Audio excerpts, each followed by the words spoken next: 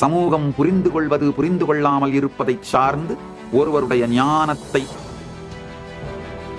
நம்முடைய கடந்த காலம் நம்ம நினைவில் வச்சிருக்கிறது எல்லாமே நம்முடைய கிரியேட்டிவ் கன்ஸ்ட்ரக்ஷன் தானே தவிர நம்முடைய மிக பெரும் பிரச்சனைகளான லார்ஜ் நம்பர் ஆஃப் வழக்குகள் கோர்ட்ல தேங்கி போயிருக்கிறது, large level depression, large level obesity, large number of divorces, இந்த எல்லா பிரச்சனைகளுக்கும் ஒரே காரணம்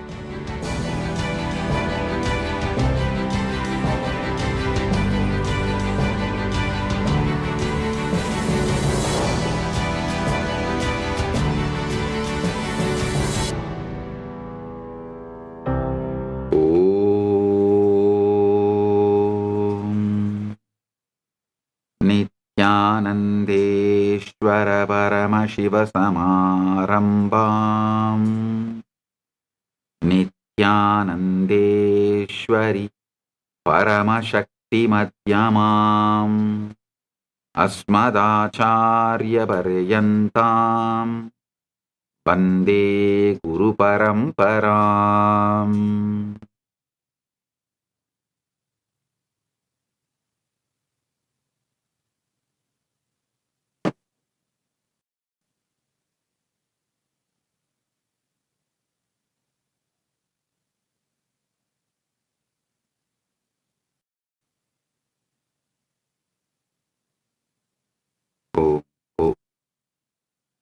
உங்கள் அனைவரையும் வணங்கி வரவேற்கின்றேன்.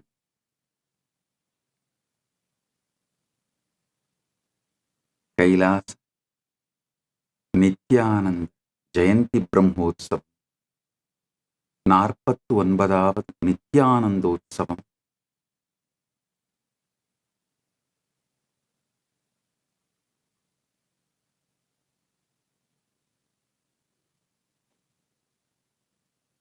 அவதார தின பிரம்மோத்சவம்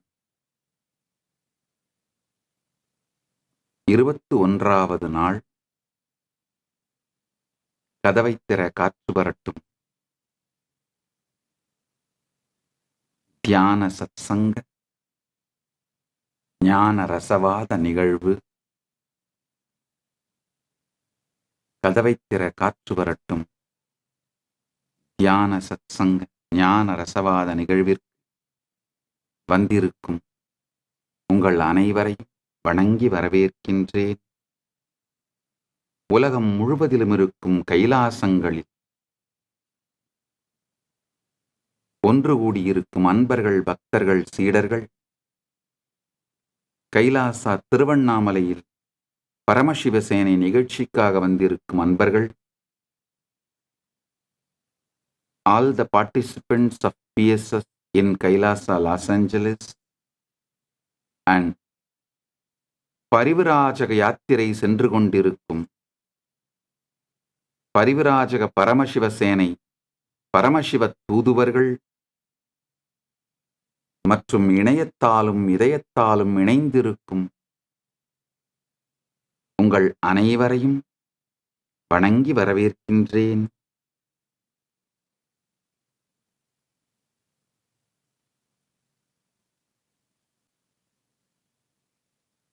பரமசிவ பரம்பொருளின்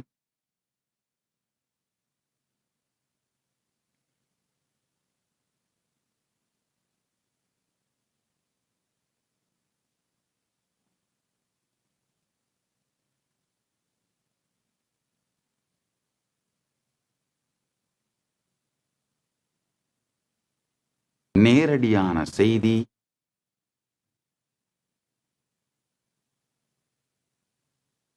கைலாசத்திலிருந்து, மகா கைலாசத்திலிருந்து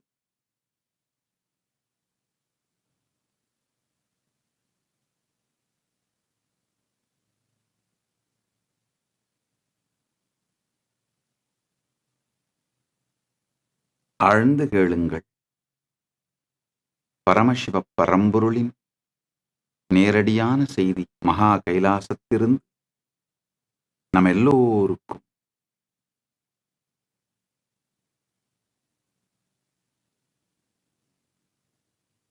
தியானமூலம் குரோர்மூர்த்தி, பூஜாமூலம் குரோர்பதம், மந்திரமூலம் குரோர்வாக்கியம், மோக்ஷமூலம் குரோர் கிருபா.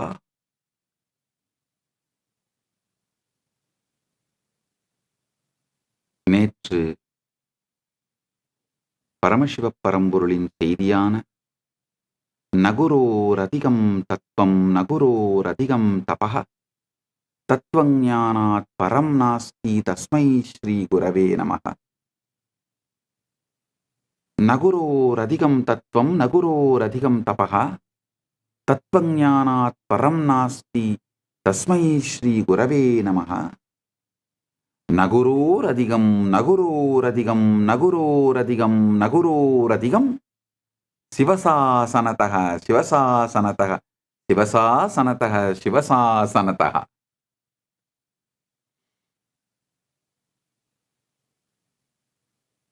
இந்த ஸ்லோகத்தை 10,000 முறை சொல்ல வேண்டும் என்று நினைக்கின்றேன். நகுரோரதிகம் நகுரோரதிகம் நகுரோரதிகம் நகுரோரதிகம் சிவசாசனதः சிவசாசனதः சிவசாசனதः சிவசாசனதः.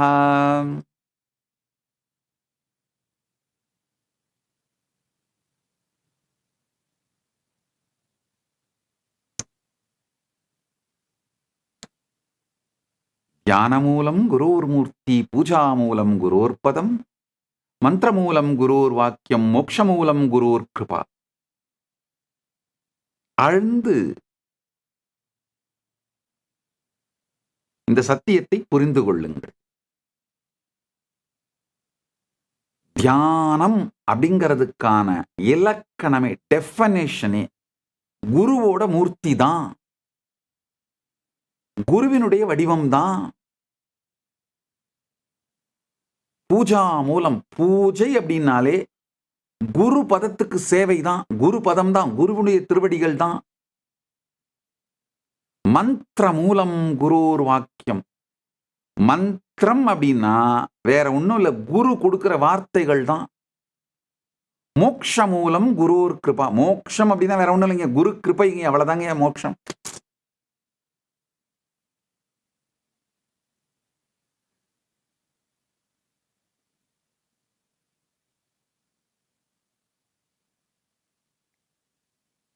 குருவை பற்றி நான் பேசும் பொழுதெல்லாம் அருணகிரி யோகீஸ்வர பெருமான் என் உணர்வை ஆக்கிரமித்துக் கொள்வதனால் அவரே வெளிப்பட்டு ஸ்ரத்தா விவேச்சன்னு சொல்ற மாதிரி எப்படி நச்சிகேதனை ஸ்ரத்தை பற்றியதோ, பிடித்து கொண்டதோ, ஆட்கொண்டதோ, அதுபோல அருணகிரி யோகீஸ்வர பரம்பொருள் அண்ணாமலையான் என்னை ஆட்கொள்ளுவதனால்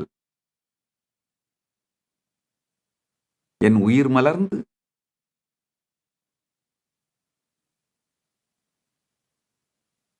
இந்த சத்தியங்களை சொல்லுகின்றேன், கேளுங்கள். நீங்களும் இதே உயிரின் உயிர்ப்பு, உயிர் மலர்ச்சி, பரமாத்வைத நிலையை அடைவீர்கள். தியான மூலம் குரோர் மூர்த்தி.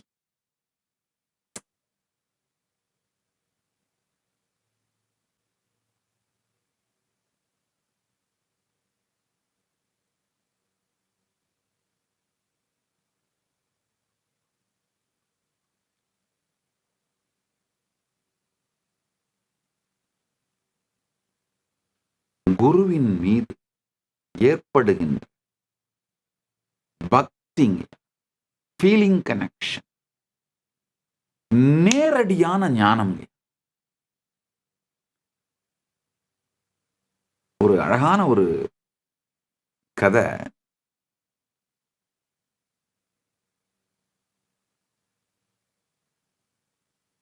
நாரதருக்கும் கிருஷ்ணனுக்கும் நடந்த உரையாடல்.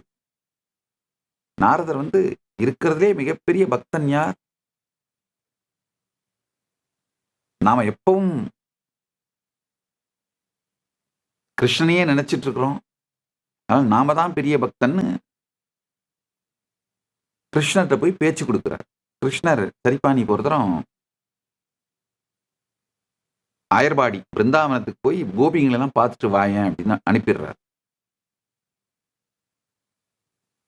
அங்க போய் நாரதர் அவங்களுக்கெல்லாம் உட்காந்து நாரதர் பக்தி சூத்திரம் எழுதினவராச்சு, ரொம்ப பெரிய ஞானியாச்சு. அவங்களெல்லாம் கூப்பிட்டு உட்கார வச்சு, வாங்க உங்களுக்கெல்லாம் நான் பக்தி சூத்திரம் உபதேசம் பண்றேன்.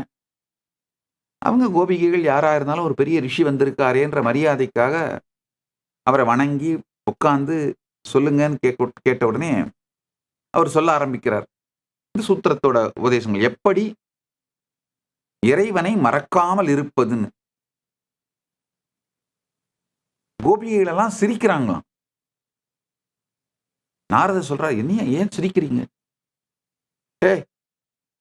எங்களால் அவரை மறக்க முடியலன்றதான் எங்க பிரச்சனை. அவரை மறக்காம இருக்கிறது எப்படின்னு எங்களுக்கு வந்து கத்து கொடுத்துட்டு இருக்கிறேன்.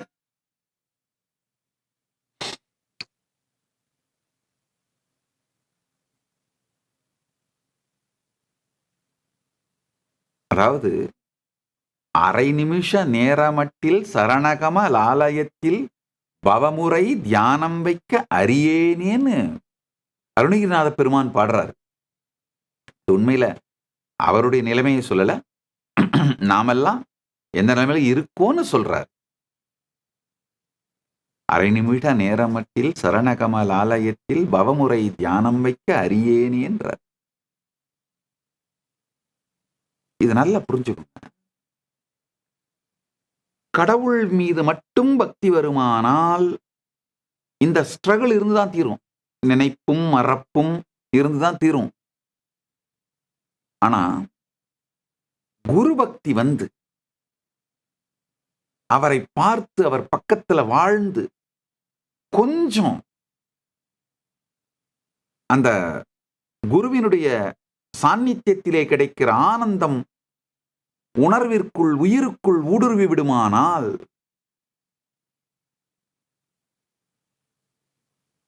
அது அந்த உயிருக்குள்ள பாய்ந்து விடுமானால் நினைப்பும் மறப்பும் இல்லாத நெஞ்சினாள்னு கம்பர் சீதையை பத்தி சொல்றார். ராமரை சீதை எப்படி நினைச்சிட்டு இருந்தான்னு சொல்றப்ப சொல்றாரு, நினைப்பும் மறப்பும் இல்லாத நெஞ்சினாள். உண்மையில பாத்தீங்கன்னா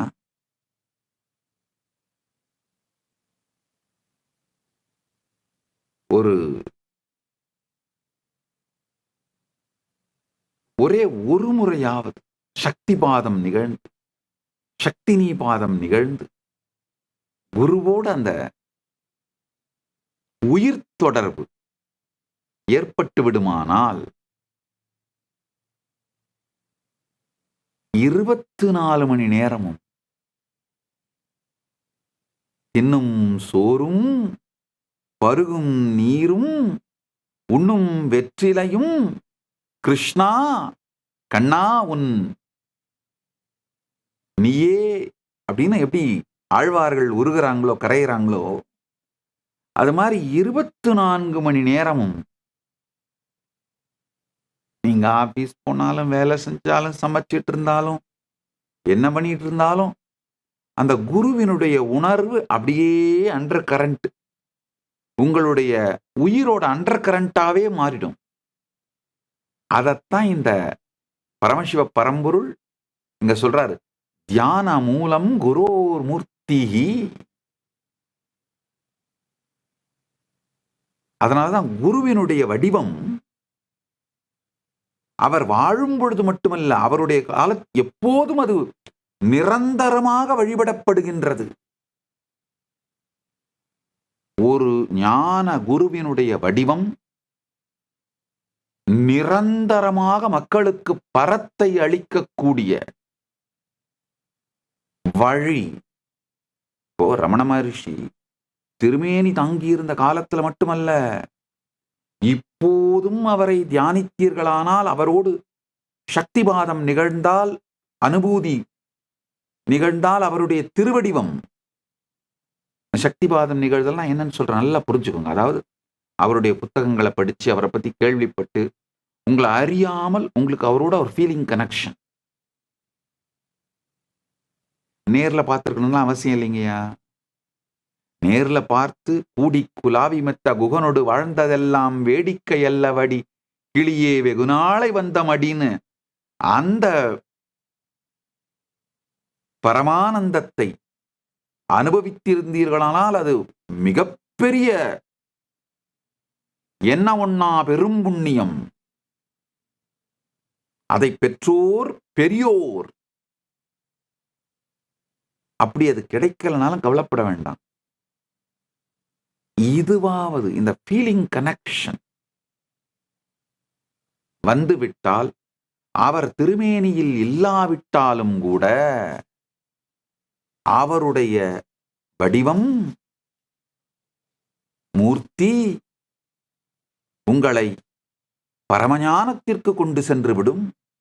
ராமகிருஷ்ணர், ரமண மகரிஷி.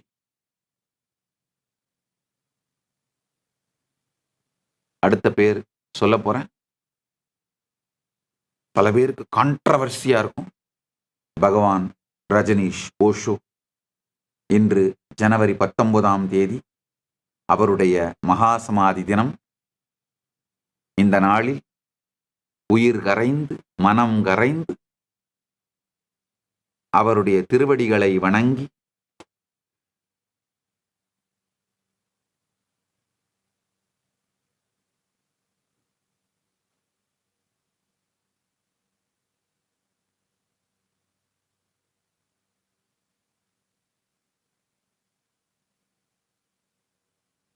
சரணடைந்து அவர் அருளும் ஆசியும் என்றென்றும் நம் எல்லோருக்கும் இருக்குமாக என்று அவரை பிரார்த்தித்து சத்சங்கத்தை தொடர்கின்றேன். மிகப்பெரிய ஞானி.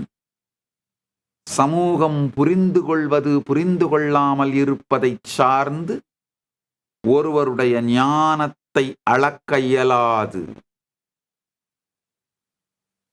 அதே மாதிரி இதே மாதத்திலே பிறந்த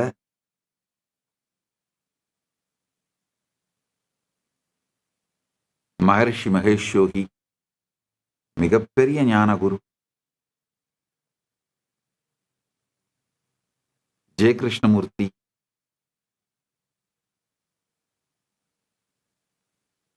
இவர்கள் எல்லோரும், பகவான் அரவிந்தர், இவர்கள் எல்லோரும் நீங்க இவங்க யாரோடையாவதுங்கய்யா அவங்க புத்தகத்தை படிக்கிறது மூலமா உங்களுக்குள்ள ஆன்ம அனுபவங்கள் புரிதல்கள் நிகழ்ந்து உங்க உயிர் அவங்களோட கனெக்ட் பண்ணிச்சுன்னா அவங்கள நினைச்சாலே உயிர் மலர்ந்து அவ்வளவு ஆனந்தமும் நன்றியும் பக்தியும் பொங்குற அந்த ஃபீலிங் கனெக்ஷன் வந்துருச்சுன்னா அவர்களுடைய வடிவம், மூர்த்தி, திருமேனி, படம், போட்டோன்னு சொல்லலாம். போட்டோன்றது ரொம்ப சின்ன வார்த்தைங்கிறதுனால புகைப்படம் போட்டோன்ற வார்த்தையை சொல்லாம திருமேனின்னு சொல்றேன். அது உங்களை பரம தியானத்திற்கு கொண்டு சென்று சேர்த்து விடும். தியான மூலம் குரோர் மூர்த்தி.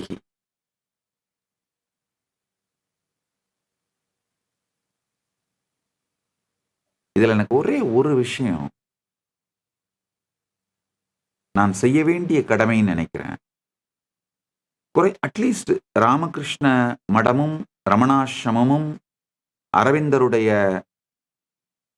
இயக்கமும் அவங்களுடைய ஆசிரமங்களும் அந்தந்த குருமார்களுடைய மூர்த்தியை பிரதானமாக வைத்து அந்த மூர்த்தியின் மூலமாக பக்தர்கள் ஞானமடைவதற்கு, அன்பர்கள் ஞானமடைவதற்கான அந்த வழியை திறந்து வைத்திருக்கிறார்கள். ஆனா ஏதோ காரணத்தினால ஓஷோவும் ஜெய கிருஷ்ணமூர்த்தியும் அவர்களுடைய மூர்த்தி வழிபடப்படாமல் போய்விட்டது. நல்லா புரிஞ்சுக்கோங்க. அவர்களுடைய கருத்துக்களே போதும் அப்படிங்கிறது சந்தேகமே இல்லை. புத்தருடைய கருத்துக்களே போதும், அதுல ஒன்றும் சந்தேகமே இல்லை. ஆனால் அவருடைய திருமேனியும் இன்னொரு கதவு அப்படின் போது அந்த கதவை ஏன் அடைப்பானேன்? கைலாயம் முழுவதிலும் பகவான் ரஜனீஷ் ஓஷோ அவர்களுக்கும் ஜெய கிருஷ்ணமூர்த்திக்கும் திருமேனி பிரதிஷ்டை செய்ய முடிவெடுக்கின்றேன். ஏன்னா யார் யாரெல்லாம் இவங்களோட ஃபீலிங் கனெக்ஷன் இருக்கோ நிச்சயமா அந்த குரு ஒரு மூர்த்திக்கு ஒரு மிகப்பெரிய சக்தி உண்டுங்க. குரு ஒரு மூர்த்தியின் மகிமையை குறைத்து மதிப்பிடாதீர்கள்.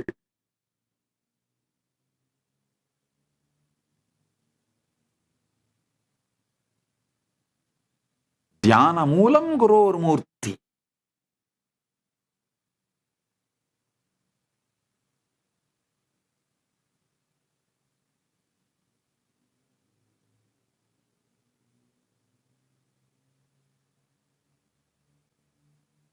விவேகானந்தர் ஒரு இடத்துல சொல்றார், என் காலத்துக்கு பிறகு எனக்கு சிலை வச்சு பூஜை பண்ணீங்கன்னா பேயா வந்து உங்களை பிடிப்பேன் அப்படின்னு. விவேகானந்தர் மாதிரி ஒரு பேய் நம்மளை பிடிக்கணும்னு தானே நம்ம காத்துட்டு இருக்கிறோம். அவரை மாதிரி ஒரு பேய் நம்மளை வந்து பிடிக்கணும் தானே காத்துட்டு இருக்கிறோம். இது என்ன சாபமா? இதை தப்பா இன்டர்பிரட் பண்ணிட்டு பல பேர் விவேகானந்தருக்கு சிலை வைக்க கூடாது, பூஜை பண்ணக்கூடாதுன்னு சொல்லிட்டு இருக்காங்க. அவரை மாதிரி ஒரு பேய் நம்மளை வந்து பிடிக்கணும் தானே நம்ம காத்துட்டு இருக்கிறோம். அது எவ்வளவு பெரிய வரம். நல்ல வேளை ராமகிருஷ்ண இயக்கம் அதெல்லாம் ரொம்ப தெளிவா இருக்காங்க. அவருடைய திருமேனிகள் பிரதிஷ்டை செய்யப்பட்டு அவருடைய திருவடிவம் வைக்கப்பட்டு முறையாக எல்லா இடங்கள்லயும் பூஜை நடக்குது.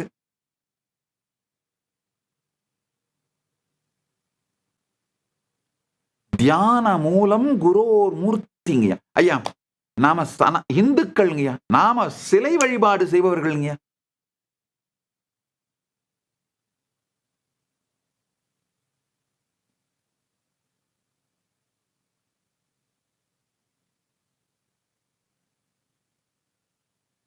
குருவினுடைய மூர்த்தி தியானத்தின் மூலம். உண்மையில நாம சிலையை வழிபடவில்லை, பரம்பொருளை வழிபடுகின்றோம் சிலையின் வடிவத்தில். அதே மாதிரி தாங்க குருவும் பரமசிவ பரம்பொருளை அஷ்டாஷ்ட மூர்த்தங்களிலே ஒன்று குருமூர்த்தி. அவனே வெளிப்பட்டு ஜீவனுக்கு முக்தி அளித்து பரமாத்வைதத்தை அளிக்கின்றான். அதுக்கு அவன் வெளிப்படுகின்ற வடிவங்கள் எல்லாமே குருமூர்த்தியின் வெளிப்பாடுகள். அஷ்டாஷ்ட மூர்த்தங்கள் பெருமானுடைய 64 வடிவங்களிலே ஒண்ணு பார்த்தீங்கன்னா குருமூர்த்தி.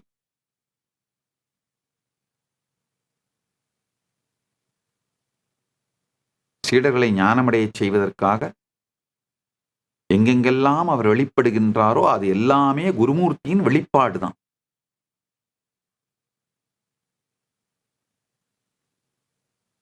அந்த குருமூர்த்தியைத்தான் உங்கள் குருவிலே வழிபடுகின்றீர்கள். மன்னாத ஸ்ரீ ஜெகநாதோ மத்குரு ஸ்ரீ ஜெகத்குரு மமாத்மா சர்வபூதாத்மா மத்குரு ஸ்ரீ ஜெகத்குரு.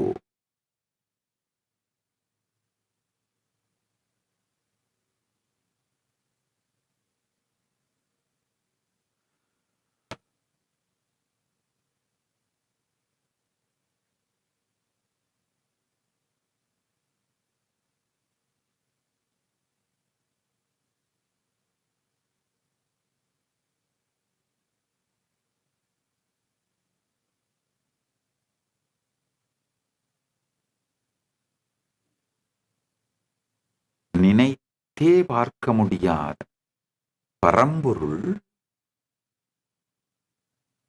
நினைப்புக்கும் மறப்பிற்கும் அப்பாற்பட்ட பரம்பொருள் நம்மை நினைப்பில் இருந்து சொல்லாது நினைக்கும் ஸ்மரணத்திற்குள் கொண்டு செல்ல, அதாவது உள்ள சொல்லல் இல்லாது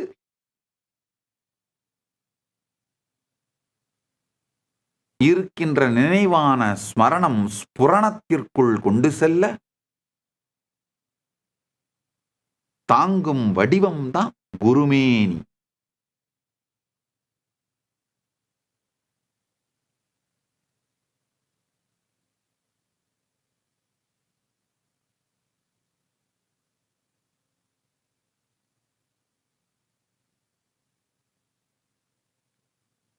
சுத்த சிவன் குருவாய் வந்து தூய்மை செய் தத்தனை நல்லருள் காணாவதி மூடர் பொய்யத்தகு கண்ணா நமர் என்பர் புண்ணியர் அத்தன் இவனென்று அடிபணிவாரே. திருமந்திரத்துல பெருமான் சொல்றார்.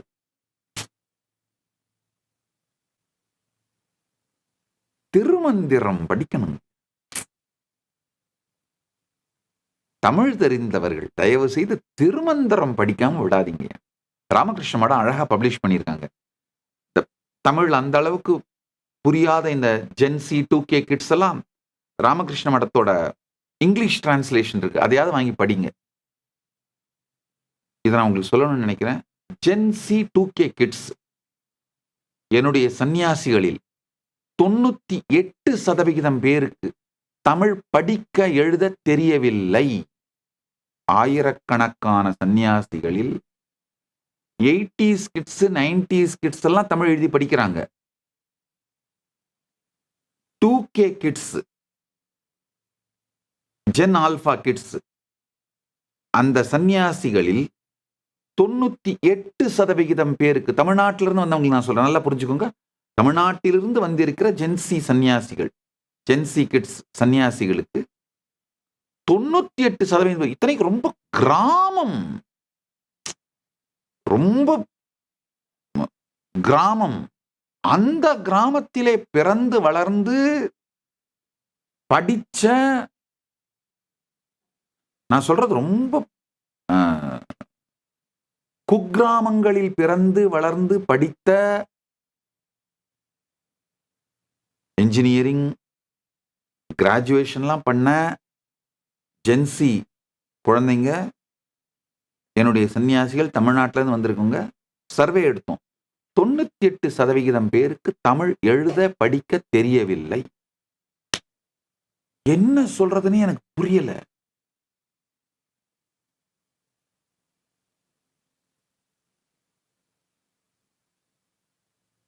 இப்போ பல பேருங்க பக்தர்கள், நான் கேஷுவலா தனியா ஒடுக்கத்துல உட்கார்ந்து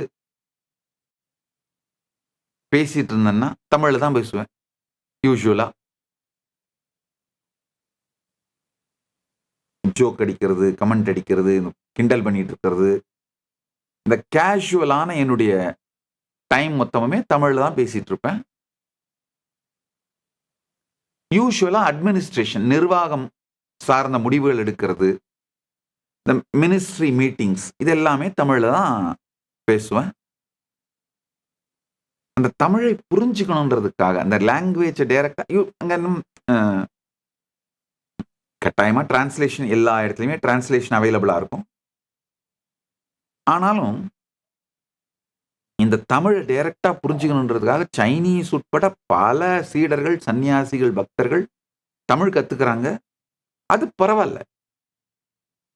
ஆனா தமிழ்நாட்டில இருந்து வந்த ஜென்சி கிட்ஸுக்கு நாம உட்கார்ந்து தமிழ் வகுப்பு எடுக்க வேண்டியதா இருக்கு. இன்னொரு விஷயம் தெரிஞ்சுக்கோங்க, மலேசியால இருந்து வந்த ஜென்சி கிட்ஸ் இருக்காங்க, ஸ்ரீலங்கால இருந்து வந்த ஜென்சி கிட்ஸ் இருக்காங்க, கனடால இருந்து வந்த ஜென்சி கிட்ஸ் இருக்காங்க. அவங்க எல்லாருக்கும் நல்லா தமிழ் தெரியுது.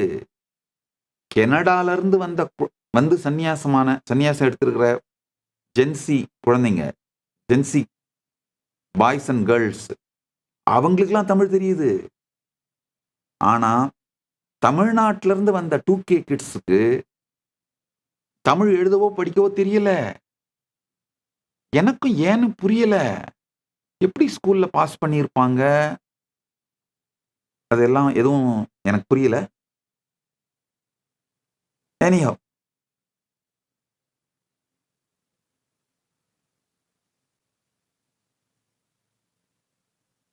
ஏன்னா எனக்கு பல விஷயங்கள் புரியல.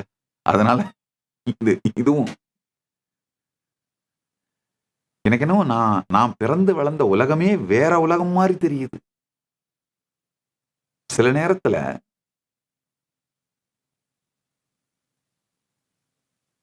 உதாரணத்துக்கு கொஞ்ச நாளைக்கு முன்னாடி டிஸ்கஸ் பண்ணிட்டு இருந்தோம். இந்த கடந்த காலம் எப்படி எக்ஸாக்ட்டா நடந்த விஷயங்கள பத்திய ஃபைல் கிடையாது. நமக்கு என்ன வேணுமோ அத நாம நினைவுல வச்சிருக்கோம் அவ்வளவுதான். அப்படின்னு அத பத்தி டிஸ்கஸ் பண்ணிட்டு இருந்தோம். அப்ப என்னுடைய சன்னியாசிகள் சில பேர் கேட்டுட்டு இருந்தாங்க.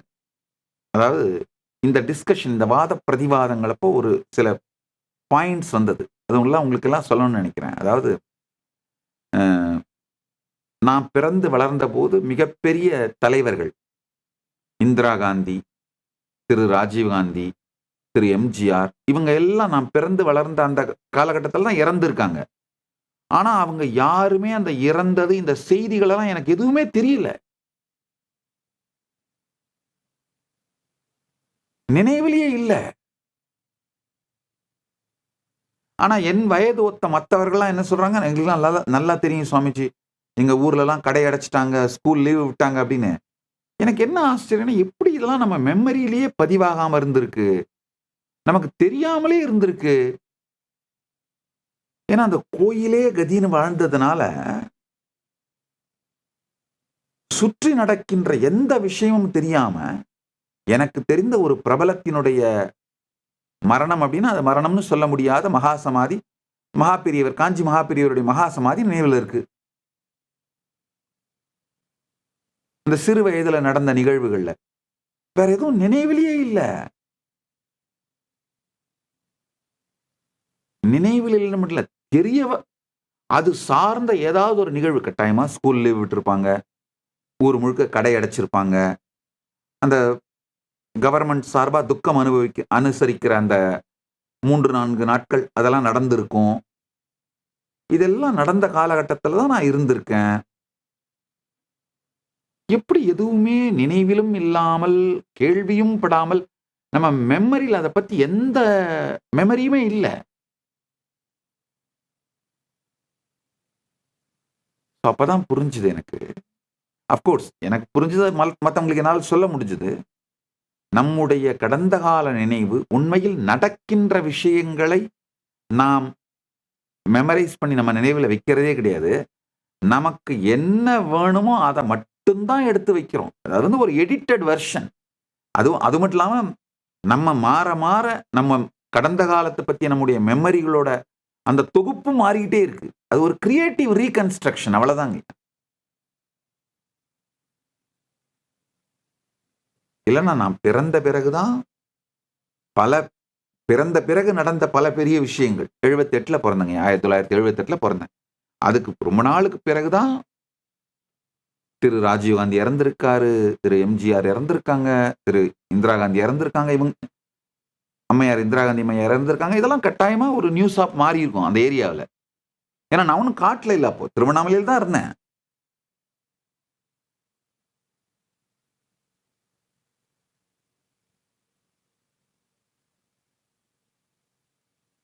நம்முடைய கடந்த காலம்னு நாம நினைவுல வச்சிருக்கிறது எல்லாமே நம்முடைய கிரியேட்டிவ் கன்ஸ்ட்ரக்ஷன் தானே தவிர என்ன நிகழ்ந்ததோ அது கிடையாதுங்க. அதுதான் சொல்ல வரேன். அதை புரிஞ்சுக்கோங்க.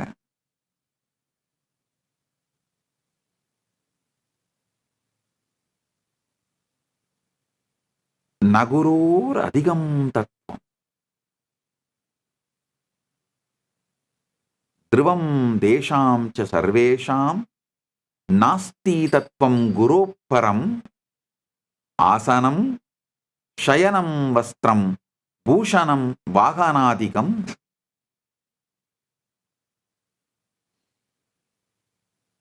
இது ஞானிகளின் அசைக்க முடியாத நம்பிக்கை. குருவை விட உயர்ந்த தத்துவம் இல்லை.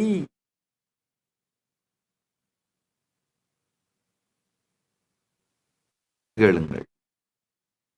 தியான மூலம் குரோர் மூர்த்தி, பூஜா மூலம் குரோர் பதம். பூஜை குருவினுடைய திருவடிக்கு செய்வதுதான் அல்டிமேட்டான பூஜை. மற்ற எல்லா பூஜையும் கடைசியில குருபாத பூஜையில போய் தான் முடியுதுங்க. நீங்கள் அதான் அந்த 7 சக்கரங்களிலும் பார்த்தீங்கன்னா மூலாதாரம் கணபதி, சுவாதிஷ்டானம் சுப்பிரமணியர், மணிப்பூரகம் சூரியன், அநாகதம் விஷ்ணு, விசுத்தி தேவி, ஆஞ்ஞை சிவபரம்பொருள், சகசிராரம் குருபாதுகை, துவாதசாந்தம் வடிவம் கடந்த பரமசிவம். சோ கடைசியா போய் நாம முடியற பூஜை எதுன்னா குருபாத பூஜை தான், குருபாதுகை தான், குருவினுடைய திருவடி தான். பூஜா மூலம் குரூர்பதம், மந்திர மூலம் குரோர் வாக்கியம். மிகப்பெரிய மந்திரம் என்னன்னா குரு வாக்கு தாங்க. அதை விட பெரிய மந்திரம் எதுவும் கிடையாது. ஒரு அழகான கதை, நம்முடைய தாசபரம்பரை கதை இருக்கு. காசியில இருந்த ஒரு நபர் தீட்சை வேணும்னு கேட்டு ராமதாசர்கிட்ட போறாரு. ராமதாசர் மறுத்துடுறாரு, ஏதோ ஒரு காரணத்துக்காக மறுத்துடுறாரு. ஆனா சீடன் ரொம்ப ஸ்ரத்தை உடையவனா, எப்படியாவது உங்ககிட்ட இருந்து மந்திரம் வாங்கிடுறேன் பார் அப்படின்னு சொல்லி இவன் ஒரு பிளான் பண்றான். எப்படியும் இவர் காலையில கங்கையில குளிக்க வருவாரு. அப்ப நான் படிக்கட்டுல படுத்திருந்தேன்னா இருட்டுல தெரியாம என் மேல கால் வச்சிருவாரு. கால் இடறனாலே இயற்கையிலேயே ராம் ராம் அப்படின்னு தான் சொல்லுவாரு. ஏன்னா அவர் எந்திரிக்கும் போது ராம் ராம், உட்காரும் போது ராம் ராம், சாப்பிடும் போது ராம் ராம் தான் சொல்றாரு. அதான் சொல்லுவாரு. அப்போ அதையே மந்திர தீட்சை நான் எடுத்துக்கிட்டு நான் ஜெபம் பண்ண போறேன் அப்படின்ற ஒரு வைராக்கியத்தோட, சாதனை பண்ண போறன்ற வைராக்கியத்தோட இவன் போய் சீடன் கங்கை கரை காட்ல அந்த படிக்கட்டுல படுத்திருக்கான். இவன் பிளான் பண்ண மாதிரியே எல்லாம் நடக்குது. அவரும் வர்றாரு, இருட்டுல நடந்து வர்றாரு, தெரியாம இவன் மேல கால் வச்சிடுறாரு, காலும் சரிக்கிறது. ஆனா இவன் நேரம் அவரு ராம் ராம்னு சொல்லாம எரும மாடை இங்க ஏண்டா வந்து படுத்திருக்கேன்னு சொல்லிடுறாரு. எரும மாடை எதுக்குடா இங்க வந்து படுத்திருக்க, யார் ராணி அப்படின்னு எரும மாடன்னு சொல்லிடுறாரு. ஆனா சீடனுடைய ஸ்ரத்தை இந்த எரும மாடை அப்படிங்கிறதையே, அந்த வார்த்தையே மந்திரமா எடுத்துக்கிறான். அதுக்கப்புறம் கதை போகுது. அவன் உட்கார்ந்த ஸ்ரத்தையோடு ஜெபம் பண்ணதுனால அந்த எருமை மாட்டினுடைய வடிவத்திலேயே எம்பெருமான் தரிசனம் கொடுக்கிறாரு. அது உண்மையிலேயே அது நடந்தது. அதாவது குருவினுடைய வார்த்தை மந்திர மூலம் என்ன எத்தனை ஆயிரம் கதைகள் இந்த மாதிரி விளக்க முடியும். மந்திர மூலம் குரு ஒரு வாக்கியம், மோக்ஷ மூலம் குருர் கிருபா. இறுதியாக மோட்சத்தினுடைய கதவுகளை திறந்து சீடனை உள்ள விடுறது குரு கிருபையால மட்டும்தான் நடக்கும். நீங்க எந்த விதமான தவம் சாதனை பண்ணினாலும் சரி, அதாவது கடவுள் இல்லைங்கிற பாதையில் இந்த அக்னாஸ்டிக்ல போனீங்கனாலும் சரி, இல்ல கடவுள் இருக்கிறார்ன்றத தீஸ்டிக்ல போனீங்கனாலும் சரி, விபாசனையானாலும் உபாசனையானாலும், அக்னாஸ்டிக்கோட பார்த்து தான் விபாசனை, விபாசனா. தீஸ்டிக் தான் உபாசனா, உபாசனை. அக்னாஸ்டிக்ல போனாலும் தீஸ்டிக்ல போனாலும் ஆக்சுவலா இந்த அக்னாஸ்டிக் தீஸ்டிக் இது ரெண்டுத்துக்கும் அப்பாற்பட்டு அப்சல்யூட் ஏத்திஸ்டிக் ஒரு வியூ பாயிண்ட் இருக்கு. உபனிஷத் இதுல அக்னாஸ்டிக்கும் இல்ல, தீஸ்டிக்கும் இல்ல, ஜஸ்ட் உபனிஷத். என்ன சாமி உபனிஷத்துன்ற வார்த்தைய ஏத்தீசத்தோட கனெக்ட் பண்ணி சொல்றாருன்னு நல்லா புரிஞ்சுக்கோங்க. நான் சொல்ற அந்த ஹிந்து ஏத்திசமே டோட்டலா வேற. இந்த மாடர்ன் டேல இந்து மதத்தை அழிக்கிறதுக்கு பேர் ஏத்திசம்னு வச்சுட்டு ஒரு கும்பல் சுத்திட்டு இருக்கு. நான் அந்த ஏத்திசத்தை சொல்ல வரல. அவங்களுக்கு ஏத்திசம்னா அடிப்படையே தெரியாது. நான் அதை சொல்லல. நம்ம சனாதன இந்து தர்மத்திலே இந்த நம்ம ஹிந்து சிவிலைசேஷன்ல ஏத்திசம் ஒரு மிகப்பெரிய சம்பிரதாயமாக இருந்திருக்கிறது. ஞானத்தை அளிக்கக்கூடிய சம்பிரதாயமாக இருந்திருக்கிறது. நல்லா புரிஞ்சுக்கோங்க. வெறும் நீங்க இந்த ஒரு ஸ்லோகம் கேள்விப்படுறீங்களா, ருணம் கிருத்வா கிருதம் பிபேத், அது கிடையாது. வெறும் இந்த கடன் வாங்கி நெய்யா குடிச்சாலும் தப்பில்லை, என்ன வேணா அனுபவி, அந்த மெட்டீரியலிஸ்டிக் கான்செப்ட் தான் ஏத்திசம் அப்படின்னு நினைக்காதீங்க. கிடையாது. அவங்களுடைய பிரின்சிபிள் ஆழமா படிச்சீங்கன்னா நல்லா புரிஞ்சுப்பீங்க. சாப்பிடும்போது சாப்பிடு, தூங்கும்போது தூங்கு, அந்த பிரின்சிபிள்ஸை ஃபாலோ பண்ணீங்கன்னா அப்படியே உபனிஷத்துல தானா செட்டில் ஆகி சகஜ சமாதியிலேயே வாழ்வீங்கயா. அதனால ஹிந்து சிவிலைசேஷன்ல இருந்த ஏத்தீசத்தை குறைத்து மதிப்பிடாதீர்கள். இந்த இந்து மதத்தை சனாதன இந்து தர்மத்தை அழிக்கணுங்கிறதுக்காக ஒரு கும்பல் ஏத்திஸ்டிக்ன்ற பேர்ல செயல்படுறாங்களே, அந்த ஏத்திசத்தையும் இந்த ஏத்திசத்தையும் கன்ஃபியூஸ் பண்ணிக்காதீங்க. ஸோ அக்னாஸ்டிக், தீஸ்டிக், ஏத்திஸ்டிக் இந்த 3 சம்பிரதாயத்தின் வழியாக நீங்கள் சாதனை பண்ணாலும் மோக்ஷ மூலம் குருவோர் கிருபா. குருதான் மோக்ஷத்தின் கடைசி கதவை திறந்து உங்களுக்கு மோட்சத்தை கொடுக்கணும். மோக்ஷ மூலம் குருவோர் கிருபா. ஏன்னா லாஸ்ட் அந்த புஷ்ஷுங்கயா குருவால மட்டும்தான் முடியும். ஒரு உதாரணம் சொல்றேனே, ராமகிருஷ்ண பரமஹம்சர் நேரடியான பரம்பொருளின் அவதாரம். ராமகிருஷ்ண பரமஹம்சர் பரம்பொருளின் அவதாரம் என்பதில் எந்த சந்தேகமும் வேண்டாம்.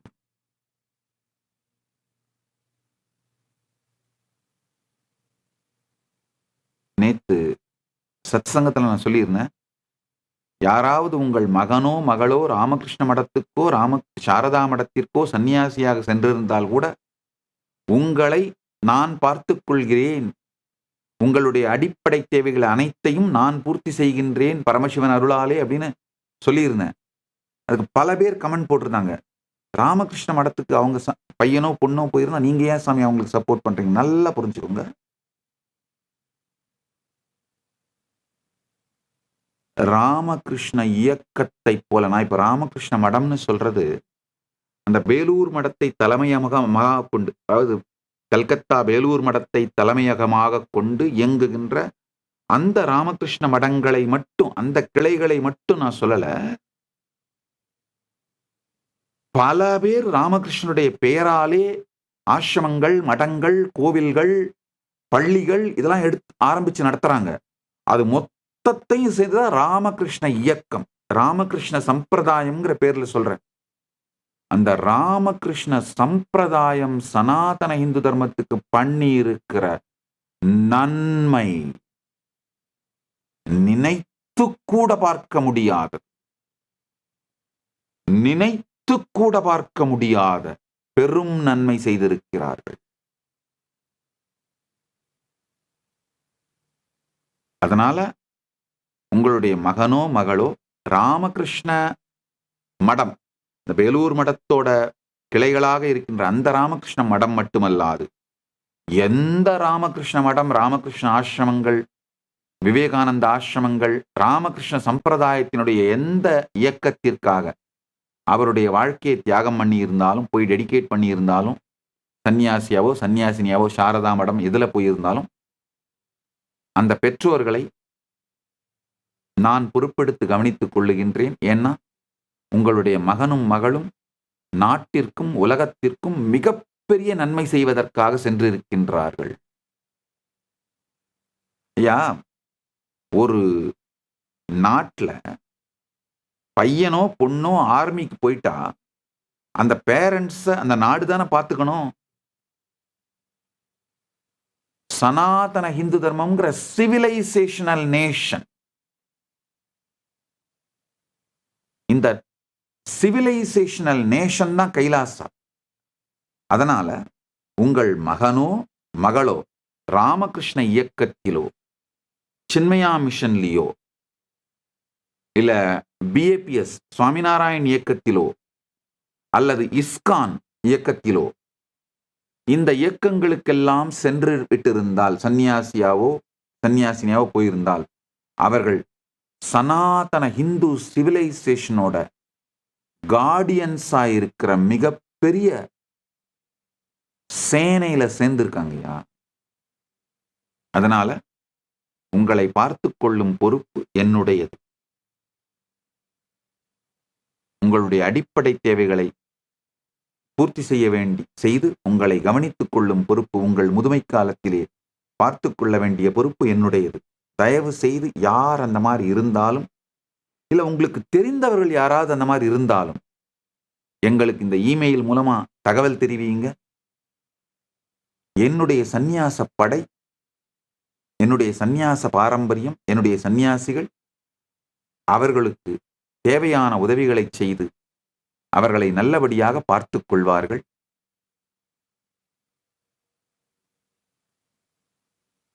எங்களால் ஆன எல்லா உதவிகளையும் செய்வோம். மருத்துவம், வேற என்ன அடிப்படை தேவைகள் வேணுமோ செய்கின்றோம்.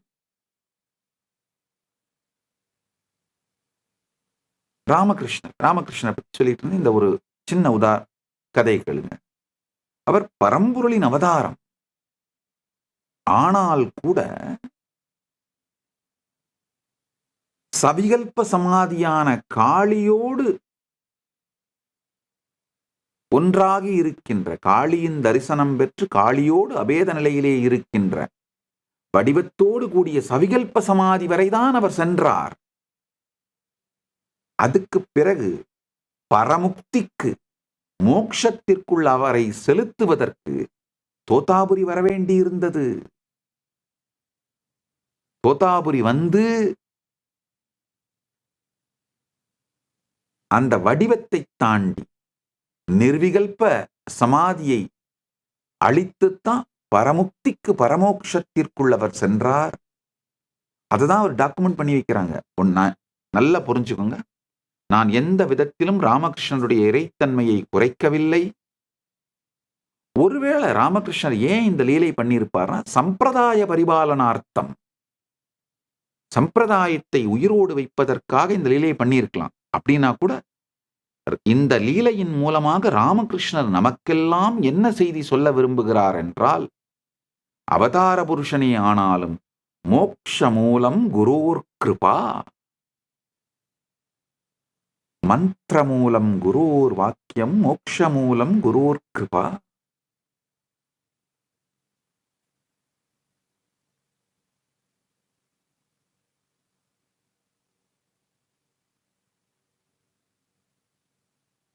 கருவழி பரம்பரையான இந்த DNA Godhra system, large joint family, அந்த கருவழி பரம்பரையில வர்ற அந்த டிஎன்ஏவை முழுசா அவேக்கன் பண்றதுக்கான கருவழி பரம்பரை உருவாக்குற ஈகோ சிஸ்டம், அடுத்து குருவழி பரம்பரை உருவாக்குற ஈகோ சிஸ்டம், இந்த ரெண்டுத்துக்கும் ஆணிவேராக இருக்கின்ற ஆலயம், இந்த மூன்றை பற்றியும் தான் கடந்த சில நாட்களாக சத்சங்கத்துல சொல்லிட்டே வரேன்.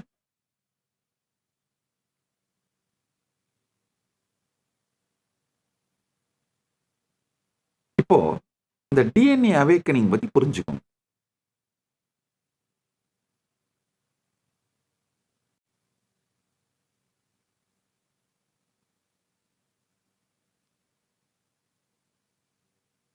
ஜெனட்டிக் ப்ளூ பிரிண்ட், இதை கொஞ்சம் புரிஞ்சுக்கோங்க. அதாவது ஜெனட்டிக் ப்ளூ பிரிண்ட் பத்தி சில சத்தியங்களை சொல்றேன், கொஞ்சம் ஆழ்ந்து கேளுங்க. Genetic blueprint complex human traits, be it longevity, cognitive aptitude, or propensity, specific skills are rarely controlled by a single gene.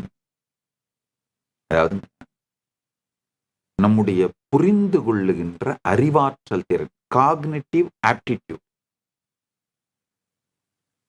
நீண்ட ஆயுள், சில இந்த ஸ்பெஷலைஸ்டு ஸ்கில்ஸ் இருக்கு பாருங்க. அந்த திபெத்தில் ஹை ஆல்டிடியூட்ல மக்கள் வாழ்ந்தால் ஆக்சுவலா ஹை ஆல்டிடியூட் வந்து suppose to reduce the longevity. ஆனா திபெத்தியன்ஸுக்கு it becomes such that it increases the longevity. அவங்களுடைய ஆயுள் வந்து அதிகமாகுது. இந்த மாதிரியான காம்ப்ளிகேட்டடான மனித பண்புகள் ஒரு ஜீன் மூலமாக கட்டுப்படுத்தப்படுவதில்லை. இதை நல்லா புரிஞ்சுக்கோங்க. படிப்படியா சொல்றேன், கேட்டுக்கோங்க. Instead, they are the product of polygenic inheritance where hundreds or thousands of genes, each with a small effect, combine to create a predisposition. அதாவது பாலிஜீனிக் இன்ஹெரிட்டன்ஸ் அப்படின்னா என்னன்னா, இந்த மிகப்பெரிய விஷயங்கள் நான் சொல்றேன், லாஞ்சிவிட்டி, அது நீண்ட ஆயுள், காக்னிட்டிவ் ஆப்டிடியூட், அந்த அறிவாற்றல் திறன், இந்த specific skills, propensity for specific skills, இந்த மாதிரியான காம்ப்ளெக்ஸான ஹியூமன் ட்ரேட்ஸ் எல்லாம் பாலிஜீனிக் இன்ஹெரிட்டன்ஸ் அப்படின்னா என்னன்னாங்கய்யா, ஒரு ஜீன் சம்பந்தமா இல்லாம நூற்றுக்கணக்கான அல்லது ஆயிரக்கணக்கான ஜீன்கள் ஒன்றிணைந்து ஒரு அந்த முன்னிலை திறனை, ப்ரீடிஸ்போசிஷனை உருவாக்குது.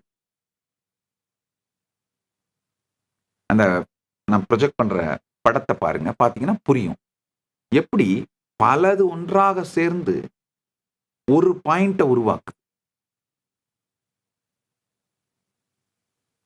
The full expression of a specialized polygenic trait requires these beneficial genetic variants to accumulate within a gene pool over a many generations. அதாவது இந்த பாலிஜெனிக் ட்ரெய்ட்ங்கிறது முழுசா வெளிப்படணும்னா அந்த ஜெனட்டிக் வேரியன்ட்ஸ் பல தலைமுறைகளாக ஒரு ஜீன் பூல்ல சேர்ந்து திரண்டிருக்கணும்.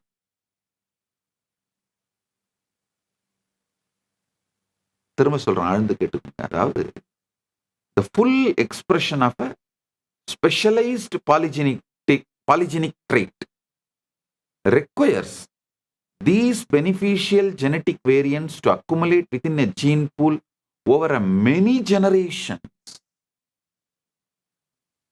அதனாலதான் சொல்றேங்கய்யா, நீங்க சைவ உணவு உண்டு டீ டோட்லரா இருக்கிற, இன்னும் ப்ரொஜெக்ட் பண்ணுங்க, டீ டோட்லரா இருக்கிற அந்த ஃபேமிலிக்குள்ள பிறந்திருந்தீங்கன்னா தயவு செஞ்சு அதே மாதிரி உங்க ஜீனையும் வச்சிருந்து அடுத்த ஜெனரேஷனுக்கு பாஸ் பண்ணிடுங்க. இப்போ உங்க குழந்தையெல்லாம் பிறந்த அப்புறம் தண்ணி அடிச்சோ என்னவாவது பண்ணி செத்து தொலைங்க, அது உங்க சுதந்திரம். குழந்தை பிறக்கிற வரைக்கும் தயவு செஞ்சு உங்க பெற்றோர்கள் உங்களுக்கு என்ன கொடுத்தாங்களோ அதை கொஞ்சம் நாசமாக்காம அடுத்த ஜெனரேஷன் பாஸ் பண்ணிடுங்கய்யா. அது வரைக்கும் தயவு செஞ்சு தண்ணி அடிக்காம, சிகரெட் பிடிக்காம, நான்வெஜ் சாப்பிடாம, உங்களுடைய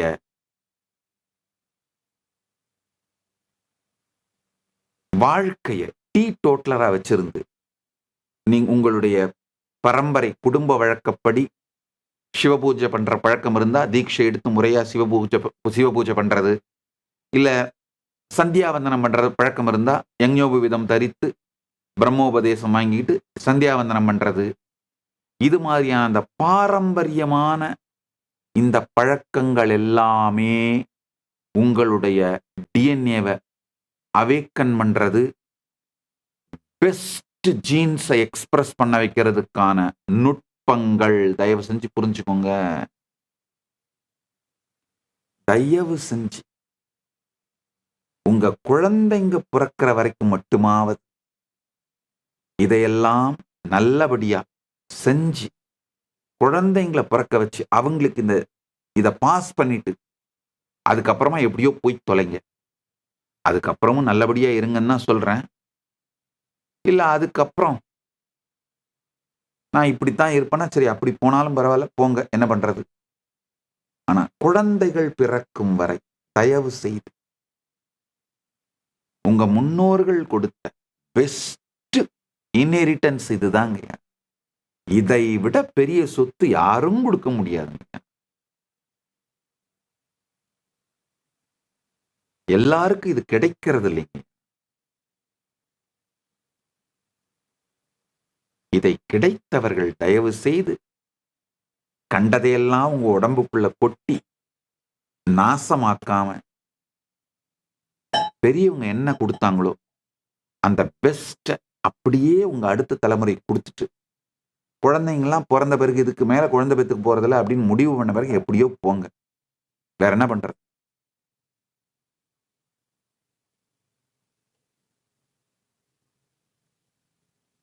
ஏன்னா இந்த பாலிஜெனிக் இன்ஹெரிட்டன்ஸ் பத்தி எல்லாம் ஆழமா புரிஞ்சுக்கும் போது தாங்கய்யா ஒரு நல்ல வம்சத்தில் பிறப்பது எவ்வளவு பெரிய கொடுப்பினை, பெரும் புண்ணியம்ங்கய்யா. அது மாதிரி உடல் கிடைத்தவர்கள் தயவு செய்து இந்த வெற்று சுகமாக கூட இல்லாத விஷயங்களில் உங்கள் உடல் மனத்தை நாசமாக்காதீர்கள். உங்க டிஎன்ஏவையும் ஜீனையும் நாசமாக்காதீங்க. ஜீன்ஸையும்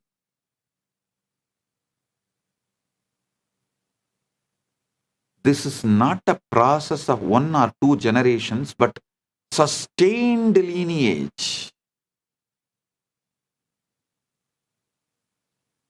ஒன்னு 2 தலைமுறைகள்ல முடிகிற செயல்முறை இல்லைங்கயா. இது தொடர்ந்து நிலைக்கின்ற சஸ்டெயின்டு லீனியேஜ் வழியா தான் இந்த செயல்முறை நடக்குது.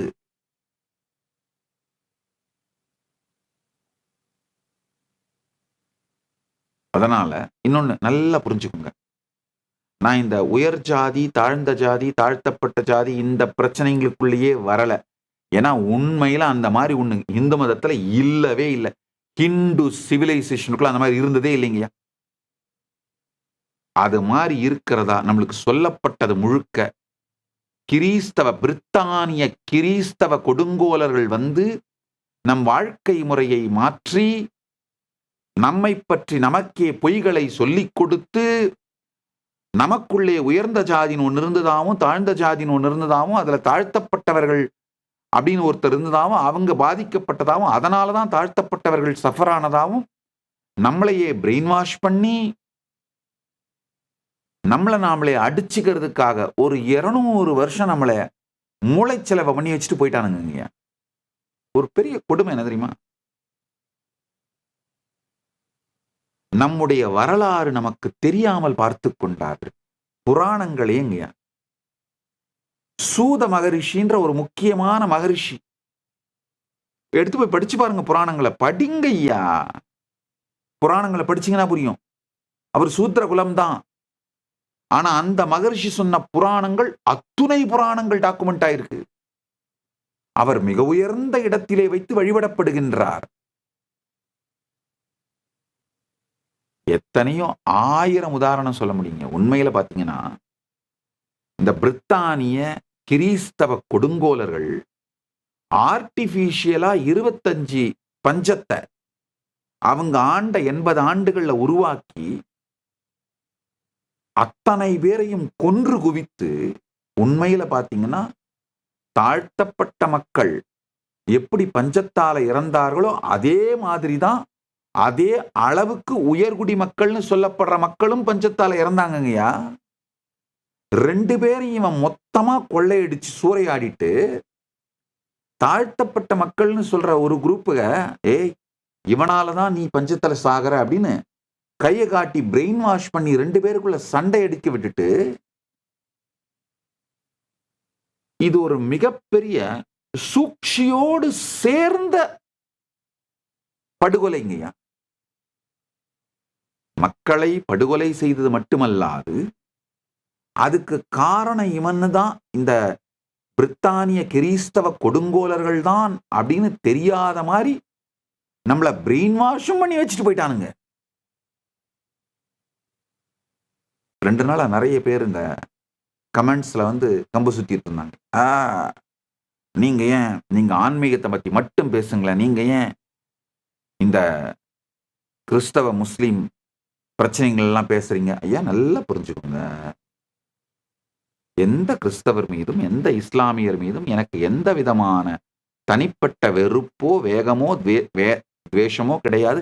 எனக்கு லட்சக்கணக்கான கிறிஸ்தவ மதத்தில் பிறந்த, இஸ்லாமிய மதத்தில் பிறந்த அன்பர்கள், பக்தர்கள், சீடர்கள், கைலாசவாசிகள், சந்நியாசிகள் இருக்கின்றார்கள். நல்லா புரிஞ்சுக்கோங்க. இன்னொன்னு இங்க டாக்குமெண்ட் பண்ணிடுறேன். இந்த கிறிஸ்தவ மதமாற்ற இயக்கங்கள் பெரும் பணத்தை கொண்டு உலகம் முழுக்க இருந்து கொண்டு கொட்டி ரொம்ப வறிய ஏழைகளை ஏமாத்தி இதை கொடுக்கிறேன் அதை கொடுக்கிறேன்னு பெரும் செலவு பண்ணி மதம் மாத்தி, அதுவும் ஆனா என்ன, அந்த மனுஷங்க அந்த உதவிக்காக போறாங்களே, அவங்க ஆக்சுவலா கிறிஸ்தவத்துக்கு மதம் மாறலைங்கயா, பிரெட் ரிலீஜனுக்கு மதம் மாறுறாங்க. உணவுக்கு செல்லுகிறார்கள், வாழ்வியல் வழிக்காக செல்றாங்க. இன்னொன்னு புரிஞ்சுக்கோங்க, நம்மை அடித்து பிடுங்கி இங்க இருந்து ட்ரில்லியன்ஸ் ஆஃப் டாலர்ஸ் எங்க ஹிந்து எக்கானமியிலிருந்து கிறிஸ்தவ தேசமான பிரித்தானியாவுக்கு சுரண்டி செல்லப்பட்டது. சுரண்டி கொள்ளையடித்து கொண்டு போய் அதை இப்ப சேவைங்கிற பேரால எங்களுக்கு காட்டி எங்களை மதம் மாற்றுகின்ற இந்த பெரும் சதி, இந்த இன்டர்நேஷனல் குளோபல் சதியை புரிஞ்சுக்கோங்கயா. இந்த மாதிரி காட்டி நீங்க மதம் மாற்றி, அதுலயே என்ன, பாதி பேர் மெதுவா குலதெய்வம் கோயிலுக்கு போக ஆரம்பிச்சிடுறாங்க.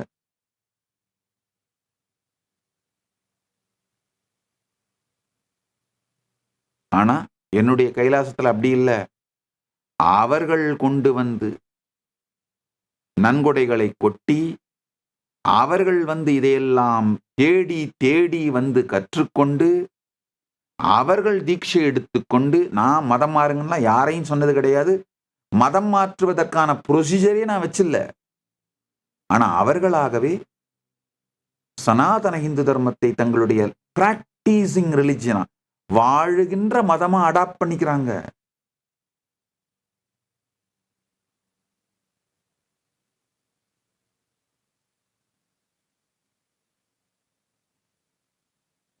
$64.82 trillion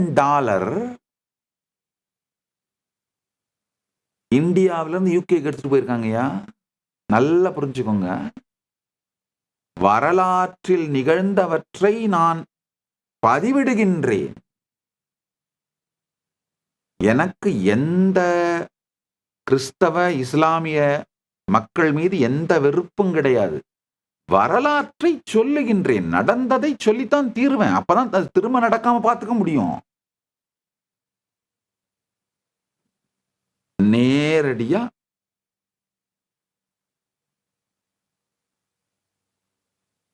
என்னுடைய வம்சத்துக்கு இழைக்கப்பட்ட, என்னுடைய முன்னோர்களுக்கு இழைக்கப்பட்ட அநீதியை நான் டாக்குமெண்ட் பண்ணிட்டு தான் இருப்பேன், சொல்லிட்டு தான் இருப்பேன். திப்பு சுல்தான் நேரடியா திருவண்ணாமலையில என்னுடைய முன்னோர்களிடமிருந்து மூவபிள் அசட்ஸ், வைரம், வைடூரியங்கள், தங்கங்கள், அந்த கோவிலை நடத்தி கொண்டிருந்த என்னுடைய முன்னோர்கள், தொண்டை மண்டல சைவவேளாளர்கள், அவர்களுடைய அசட்ஸ், கோவிலை நடத்தி கொண்டிருக்கின்ற அந்த பொக்கிஷம், தானிய களஞ்சியம் உட்பட கொள்ளையடித்து சென்றான். இது நான் சொல்லல, வரலாற்றில் டாக்குமெண்ட் ஆயிருக்கு. நான் ஒன்னும் குக்கப் பண்ணல, டாக்குமெண்ட் ஆயிருக்கு. மூவபிள் அசட்ஸ் எல்லாம் இஸ்லாமிய தீவிரவாதிகள் தூக்கிட்டு போயிட்டானுங்க. அதுக்கு பிறகு சரி அட்லீஸ்ட் நம்ம உழைச்சி இந்த கோவிலை நடத்தி சனாதன இந்து தர்மத்தை உயிரோட வச்சு நம்முடைய வாழ்க்கையை நடத்தலாம். என்னுடைய முன்னோர்கள் தொடர்ந்து நடத்தினாங்க. ஆனா அதுவும் இந்த பிரித்தானிய கிறிஸ்தவ கொடுங்கோல் ஆட்சி அவனுங்க கோயிலையும் பிடிங்கிட்டாங்க, இம்மூவபிள் அசட்ஸையும் பிடிங்கிட்டாங்க. எங்களுக்கு கோவில் வெறும் வாழ்க்கை என்ன வருமானத்திற்கான வழி கிடையாதுங்க, அது எங்கள் வாழ்க்கை. ஃபர்தரிங் ஆஃப் த லைஃப். பிறந்தாலும் பேர் வச்சாலும் இருந்தாலும் திருமணம் பண்ணாலும் காலையில எங்களுக்கு ஆனந்தமா இருந்தாலும் மாலையில டிப்ரெஷன்ல இருந்தாலும் எதுவா இருந்தாலும் நாங்க போற இடம் கோயில். செத்தாலும் கோயில் மடப்பள்ளியிலிருந்து நெருப்பு வந்துதான் எரிச்சாகணும். கல்யாணம்னாலும் கோயில்ல இருந்து மாலை வரணும். கோயிலே கதின்னு வாழ்ந்த கோயில் குடிகள்ங்க நாங்க, கோயில் பெருங்குடிகள்.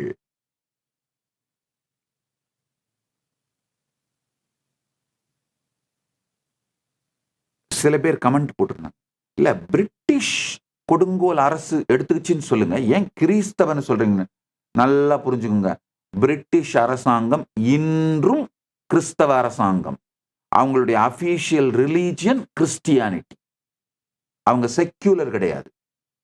அமெரிக்கா தான் செக்யூலர் கான்ஸ்டிடியூஷன்.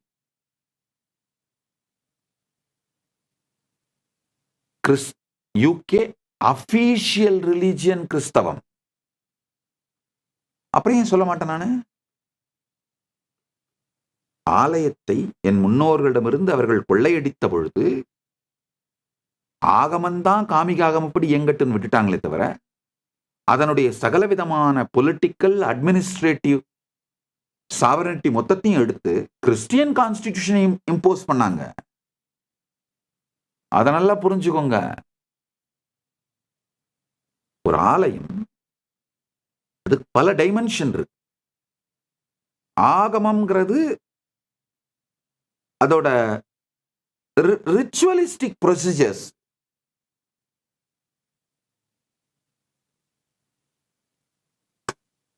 மேபி அதை ரிலிஜியஸ் சாவரனிட்டின்னு சொல்லலாம், ஆகமப்படி நடத்துறது. ஆனா அதோட சொத்துக்களை மேனேஜ் பண்றது யாரு மேனேஜ் பண்ணணும், எப்படி மேனேஜ் பண்ணணும், அதுல யாராவது தப்பு பண்ணா அவங்களுக்கு என்ன தண்டனை, இது எல்லாமே அந்த ஜுடிஷியல் சாவரனிட்டி மனு தர்ம சாஸ்திரம் படி நடந்தது.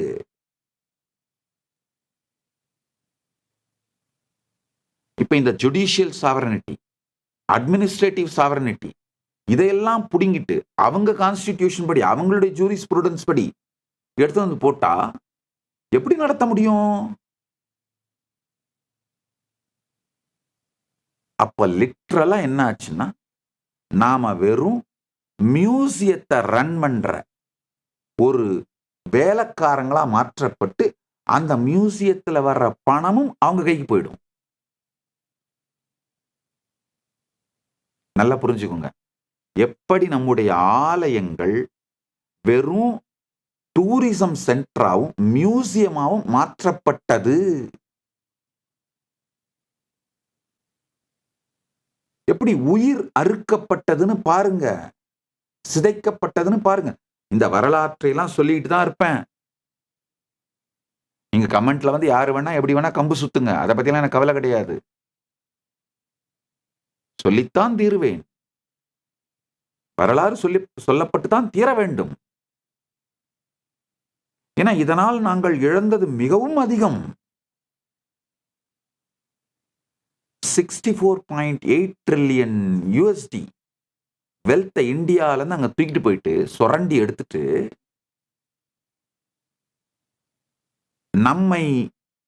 நாம வறுமையில படுறது காரணம் தாழ்ந்த ஜாதிக்காரங்கன்னு ஒருத்தரை காட்டி, அப்பா நீ வறுமையில சாகிறது காரணம் இவன் தான் உயர்ந்த ஜாதிக்காரன்னு சொல்லி 2 பேருக்கு சண்டையை மூட்டி விட்டு பிரெயின் வாஷ் பண்ணி விட்டு இல்லாத பிரச்சனையை இருப்பதாக கிரியேட் பண்ணி அந்த பிரச்சனைக்கு கூட அவன்தான் காரணம்னு நாம தெரியாம நம்மளுக்குள்ள அடிச்சுக்கிட்டு மாய எத்துணை லேயர் பை லேயரா நம்மளுக்கு அநீதி இழைக்கப்பட்டிருக்குன்னு பாருங்கய்யா. அப்பதான் புரியும் ஹிந்து எக்கானமிங்கிறது உலகத்திலேயே சிறந்த எக்கானமிங்கய்யா. இப்ப சொல்றேங்கய்யா, திரும்பவும் சொல்ற கேட்டுக்கோங்க. ஹிந்து சிவிலைசேஷனல் பிரின்சிபிள்ஸ், நம்முடைய வர்ணாசிரம தர்மம் புனரமைக்கப்பட்டு அந்த ஸ்டேபிள் சொசைட்டி, அந்த சிவிலைசேஷனை ரிவைவ் பண்ணி ஃபங்க்ஷன் பண்ண ஆரம்பிச்சோம்னா விஸ்வகுரு ஆகிறது மட்டும் இல்லைங்கய்யா, உலகத்துக்கே நெக்ஸ்ட் பிரேக் த்ரூ கொடுத்துடலாங்கய்யா. நம்ம விஸ்வகுருங்கிறது நம்மளுக்கு ரொம்ப சின்ன ஸ்டேட்டஸுங்கய்யா. ஹியூமனிட்டிக்கு பிரேக் த்ரூ கொடுக்கணுங்கய்யா. அது நம்மளால மட்டும்தான் முடியுங்கய்யா.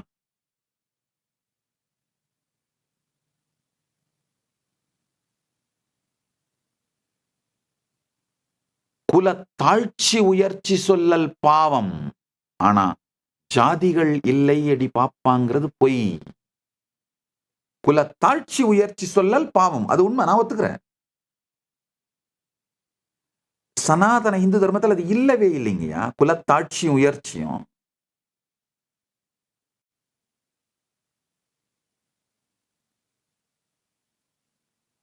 எஜுகேஷன்லாம் இந்த பிரித்தானிய கிறிஸ்தவ கொடுங்கோலர்கள் வந்து நம்மளை அழிக்கிறதுக்கு முன்னாடி வரைக்கும் ஜாதி சார்ந்து கல்வி பிரிக்கப்படவே இல்லைங்கய்யா.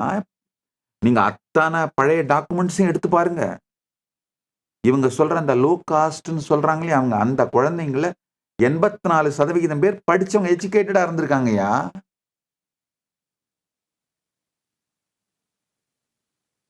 இந்த பிரித்தானிய கிறிஸ்தவ கொடுங்கோல் ஆட்சியில தான், அவங்க பண்ண கொடுமையில தான் இந்த தாழ்த்தப்பட்ட மக்கள்னு சொல்றவங்களுடைய எஜுகேஷன் ரேட் 84ல இருந்து 12% மாறுச்சுங்க. அவங்க வந்தப்ப 84 இருந்தது, அவங்க விட்டுட்டு போகும்போது 12% மாறுச்சு. ஆனா இது எல்லாத்துக்கும் இந்து மதம் காரணம்னு நம்மளையே பிரெயின் வாஷ் பண்ணிட்டு போயிட்டானுங்க, மூளைச்செலவு பண்ணி வச்சுட்டு போயிட்டானுங்க.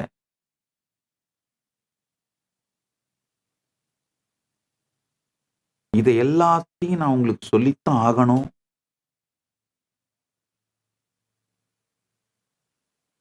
அட்லீஸ்ட் அடுத்த 20-25 வருஷத்துக்குள்ளேயாவது நாம இந்த சனாதன இந்து சிவிலைசேஷனை மறுமலர்ச்சி பண்ணி ஆகணுங்க. நம்முடைய ஃபண்டமெண்டல்ஸ், நம்முடைய பெஸ்ட் ஜீன்ஸை மேனிஃபெஸ்ட் பண்ணணும், அவேக்கன் பண்ணணும். நம்ம டிஎன்ஏ லேயர்ஸை கம்ப்ளீட்டா கான்ஷியஸா அவேக்கன் பண்ணணும். இதுக்காக நம்ம முன்னோர்கள் கொடுத்த அந்த லைஃப் ஸ்டைலை வாழணும்.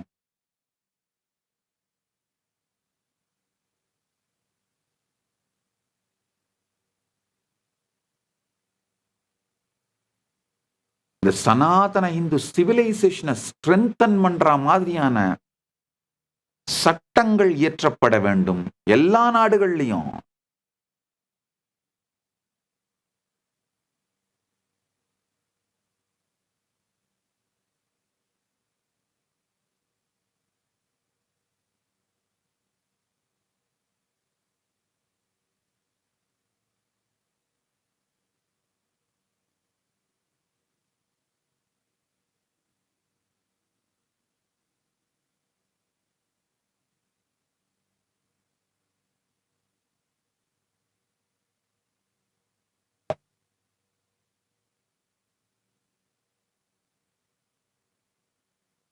இந்த ஹெரிடிட்ரி ஸ்பெஷலைசேஷன்,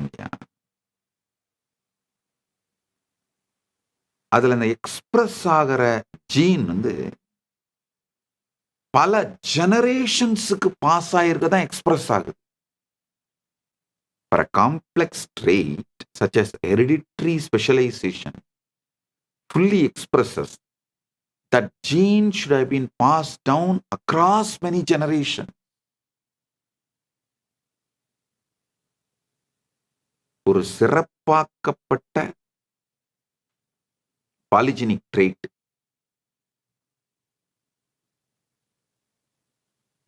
ஹெரிடிட்ரி ஸ்பெஷலைசேஷன், மரபியல் சிறப்பாக்கம்னு சொல்லலாம் அந்த வார்த்தையில.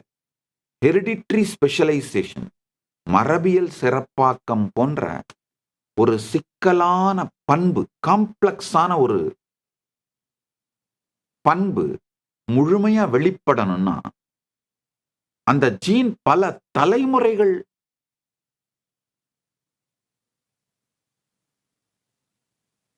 வழியா கடந்து வந்திருக்கணுங்க.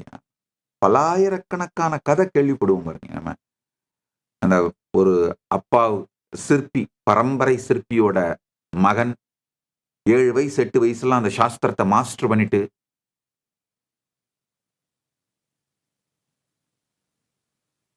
தாய் தந்தையரை விட ஸ்பெஷலைசேஷன் நெக்ஸ்ட் லெவலுக்கு எடுத்துட்டு போய் அந்த ஸ்கில்ஸ் மேனிஃபெஸ்ட் பண்றதெல்லாம் நம்ம எவ்வளவு கதை கேள்விப்பட்டிருக்கோம் பாருங்க.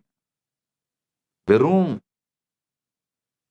சிற்பி மட்டும் இல்ல, துணி நெய்யறது, எல்லாத்துலயும் விவசாயம்.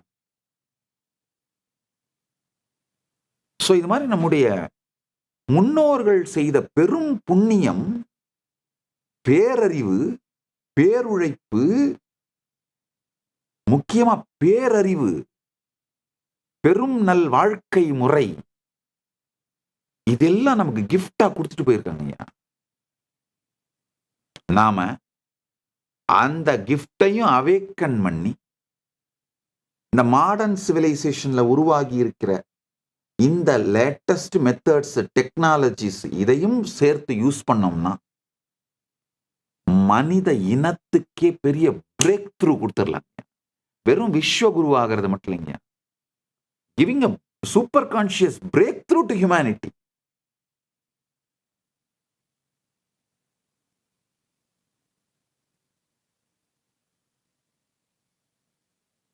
நாம ஹிந்துக்கள், நம்மளுக்கு அந்த சுப்ரீமசி அதெல்லாம் நம்ம பிளட், நம்ம இதுலயே இல்ல. பெரும் சேவை செய்வோம், ஸ்ரத்தையோடு உலகத்துக்கு அளிப்போம். லோகா சமஸ்தா சுகினோ பவந்த். காப்பி ரைட் கூட பண்ண மாட்டோங்க.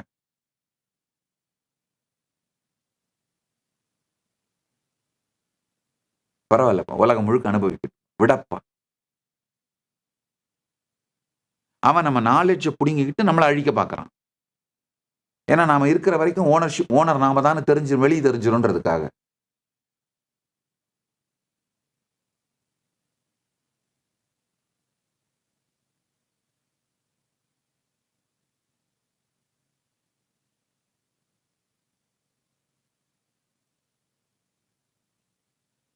ஒரு உதாரணத்துக்கு சொல்றேன்.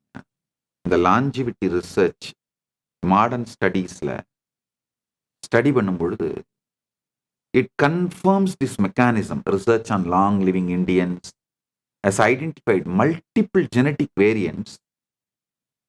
For example, in genetic variants like a FOXO3A, ESR1 that are significantly more frequent in centenarians, demonstrating now a combination of alleles contributes to exceptional health span.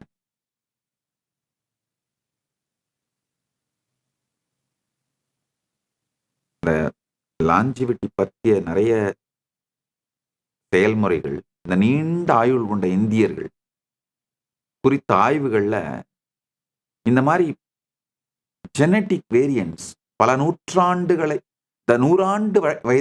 நூற்றாண்டு வயதை அடைந்தவர்கள் இவங்களை டெஸ்ட் பண்ணி பார்க்கும் பொழுது மிக தெளிவா இத பல ஜெனரேஷனுக்கு டிரான்ஸ்மிட் ஆகி வர்றது தெரியுதுங்க.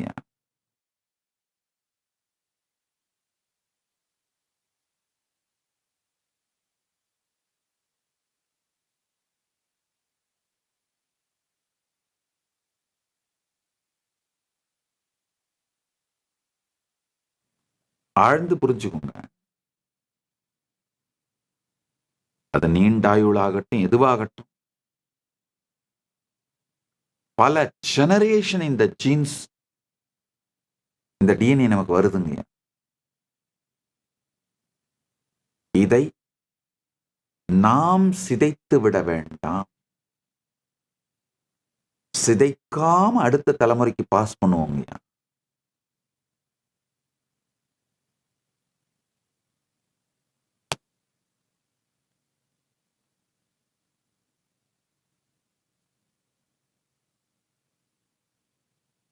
Like a high altitude adaptation of Tibetans, the classic example of polygenic specialization, where natural selection has enriched a suite of genes related to oxygen metabolism and cardiopulmonary function across the entire population.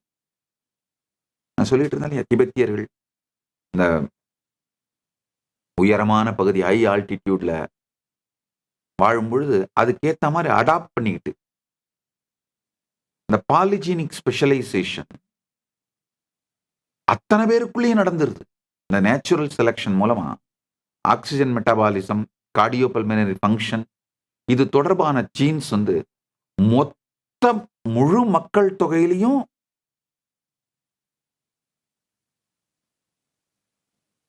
வேற லெவலுக்கு develop ஆயிருக்குங்க. It has been enriched. The natural selection has enriched it.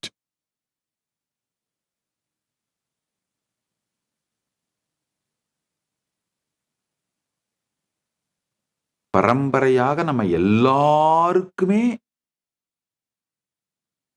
இந்த சனாதன ஹிந்து சிவிலைசேஷன்ல ஒருத்தருங்க உயர்ந்த ஜாதி தாழ்ந்த ஜாதின்லாம் கிடையாதுங்க. எல்லாருக்குமே இந்த மாதிரி யுனிக்கான கிஃப்ட்ஸ் நம்ம முன்னோர்கள்ட்ட இருந்து வந்திருக்குங்க.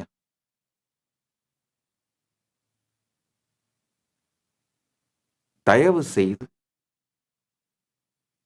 அதையெல்லாம் உயிரோடு வைத்து நம்முடைய அடுத்த தலைமுறைக்கு அளித்து விடுங்கள். இன்னொன்னு, எப்படி இந்த பூமியை, இயற்கை வளங்களை காப்பாற்றி அடுத்த தலைமுறைக்கு கொடுக்கிறது முக்கியமோ,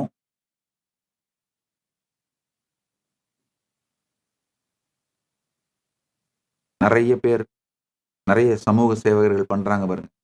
save the reverse, save soil, climate change பற்றிய அவேர்னஸ், இதெல்லாம் பண்றது மூலமா பூமியை நல்லபடியா அடுத்த தலைமுறைக்கு கொடுக்கறது எவ்வளவு முக்கியமோ, நமக்கு எப்படி இந்த பூமி வந்ததோ அதே மாதிரி அடுத்த தலைமுறைக்கு கொடுத்துடணும். அதை விட பெட்டரா கொடுக்கணும், இல்ல அட்லீஸ்ட் அதே மாதிரியாவது கொடுத்துடணும், நாசமாக்கிடாம.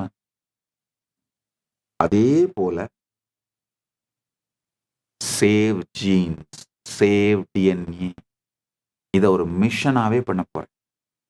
நம்ம முன்னோர்கள்ட்ட இருந்து நாம இன்ஹெரிட் பண்ண த பெஸ்ட் ஜீன்ஸ், டிஎன்ஏ நம்ம லைஃப் ஸ்டைலால நாசமாக்கிடாம அழகா அல்டிமேட் ஃப்ளவர் பண்ணி வச்சு மேனிஃபெஸ்ட் பண்ணி கான்ஷியஸா அதை மேனிஃபெஸ்ட் பண்ணி நல்லபடியா அடுத்த ஜெனரேஷனுக்கு கொடுத்துறத நாம செய்யணும்.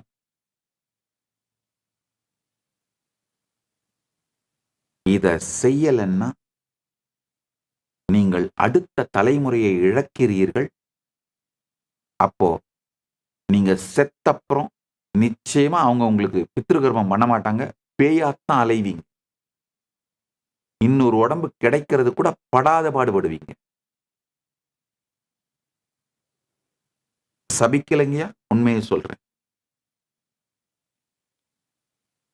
உங்களுக்கு பின் 7 தலைமுறை பித்ருகர்மம் பண்ணாதான் நீங்க அங்க உங்களுடைய டிராவல், உங்களுடைய உயர் உலகங்களுக்கு சென்று பரமசாந்தத்தில் பரமுக்தியை அடையறதுக்கு உங்க ஜேர்னியை நீங்க அழகா கண்டினியூ பண்ண முடியும். இதெல்லாம் பொய் கிடையாது. இது எல்லாமே பிரபஞ்சத்தோட சத்தியங்கள்ங்கயா. அதனால ஒழுங்கா இங்க பூமியில இருக்கும் பொழுதே உங்களுடைய அடுத்த 7 ஜெனரேஷன் குறைஞ்சபட்சம் கன்வெர்ட் ஆயிடாம சனாதன இந்து தர்மத்தை புரிந்து கொண்டு வாழுகின்ற, உங்களுக்கு பின்னாடி ஸ்ராத்தம் கொடுத்து இந்த பாரம்பரியத்தை உயிரோட வச்சிருக்கிற அந்த மாதிரி தலைமுறையா உருவாக்கி வச்சுட்டு போறது. கொஞ்சம் டைமை ஸ்பெண்ட் பண்ணுங்க, எனர்ஜியை ஸ்பெண்ட் பண்ணுங்க.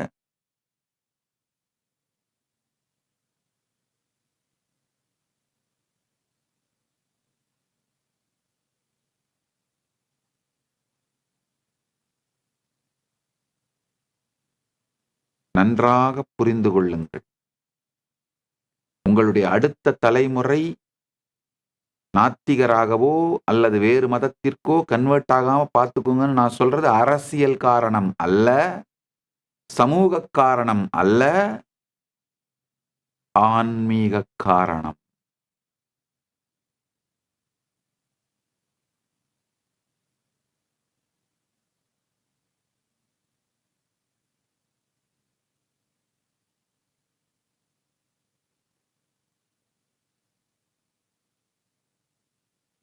ஆனா ஒரு நல்ல விஷயங்க, இந்த ஏஐ வந்ததுக்கு பிறகு ஜென்சி, ஜென் ஆல்பா எல்லாருமே இந்த மேல் உலகங்கள், முற்பிறவி, அடுத்த பிறவி, நம்முடைய உடம்பு விழுந்தபின் நம்முடைய ஆன்மாவினுடைய பயணம், இவைகளை பற்றி எல்லாம் ரொம்ப தெளிவாக புரிந்து கொள்ள துவங்குகிறார்கள். ஏன்னா நம்முடைய புராணங்கள் தான் அனுபவத்திற்கு, இப்ப சயின்ஸ் விரிஞ்சுக்கிட்டே போகுது இல்லையா, அந்த சயின்ஸோட அண்டர்ஸ்டாண்டிங்க்கு அலைன் ஆகிற விஷயங்கள் நம்முடைய புராணங்கள் சொல்ற சத்தியங்கள் தான். அதனால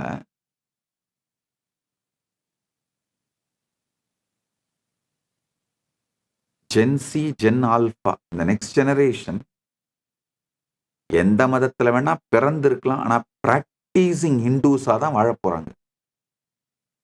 காரணம் அவங்க தேடுறாங்க, இதெல்லாம் உண்மையா, இதெல்லாம் இருக்கா, எது இருக்கு.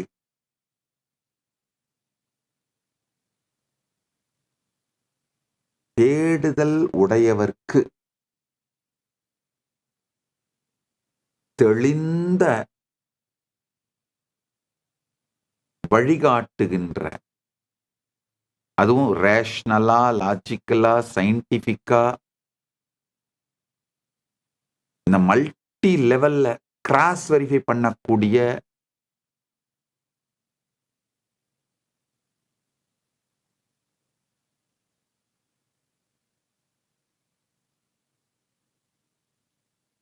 கியூரியாசிட்டிக்கு மிக தெளிவாக வழிகாட்டக்கூடிய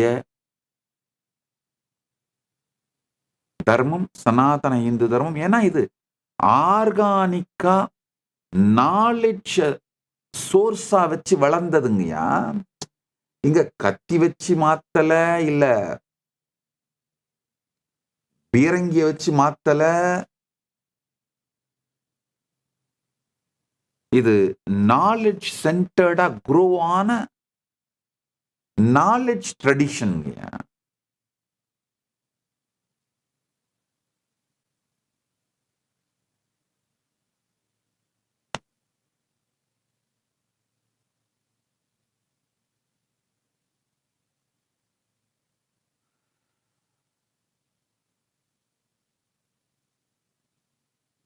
அடுத்த சத்தியத்தை கேளு.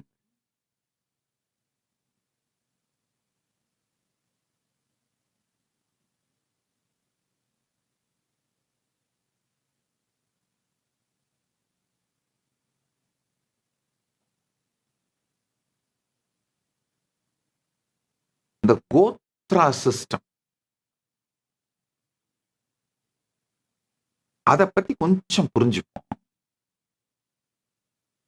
Godhra system functions as a social technology to manage this polygenic potential. அதை நல்லா புரிஞ்சுக்கணும்.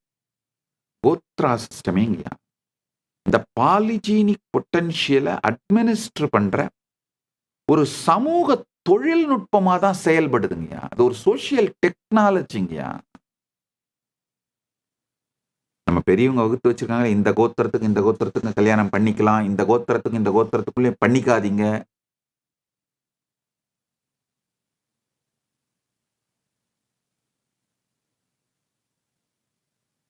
இந்த ஜாதிக்கும் இந்த ஜாதிக்குள்ள கல்யாணம் பண்ணிக்கலாம், இந்த ஜாதிக்கு இந்த ஜாதிக்கும் பண்ணிக்காதீங்க. நல்லா புரிஞ்சுக்கோங்க. இந்த குலத்தின் உட்பிரிவுகள் இருக்கும். அந்த உட்பிரிவுகளுக்கெல்லாம் திருமணம், ஒரு உட்பிரிவுகளுக்குள்ள திருமண பந்தங்கள் பண்ணிக்கலாம். அதே உட்பிரிவுகள் பாப்புலேஷன் ரொம்ப அதிகமா போயிடுச்சுன்னா அவங்க இந்த உட்பிரிவுகளே என்ன பண்றாங்க, இப்ப நாம இன்னொரு உட்பிரிவுக்குள்ள போக வேண்டியதில்லை, நம்மளுக்குள்ளேயே கல்யாணம் பண்ணிக்கிற அளவுக்கு இவ்வளவு நிறைய பேர் வந்துட்டாங்க, மக்கள் தொகை பெருகிடுச்சுன்னா அந்த உட்பிரிவுகள் தனி ஜாதிகளா மாறுகிறார்கள் காலப்போக்குல. இப்படித்தான் விருத்தி நடக்குதுங்கய்யா. ஏன்னா சேக்கிழார் காலத்துல டாக்குமெண்டேஷன்ஸ் எல்லாம் எடுத்து பார்த்தோம்னா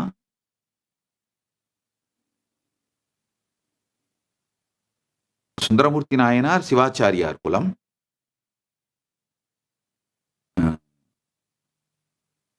அவங்க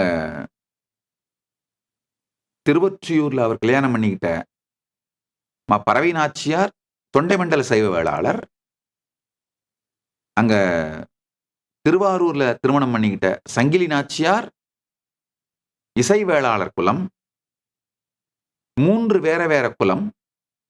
ஆனா கோயில் பெருங்குடிகள் அப்படிங்கிறதுனால அவங்க எல்லாருமே தங்களை உட்பிரிவுகளாகத்தான் அந்த காலகட்டத்திலே கருதி இருக்கிறார்கள். அதனாலதான் திருமணத்திற்கு பெரியோர்கள் எந்த விதத்திலும் எதிர்ப்பு தெரிவிக்கல பாருங்க. நல்லா புரிஞ்சுக்கோங்க. அது ஒருவேளை உட்பிரிவாக இல்லாமல் இருந்திருந்தால் ஜாதியை காரணம் காட்டி பெரியோர்கள் எதிர்ப்பு தெரிவிச்சிருக்க வாய்ப்பு இருக்கு.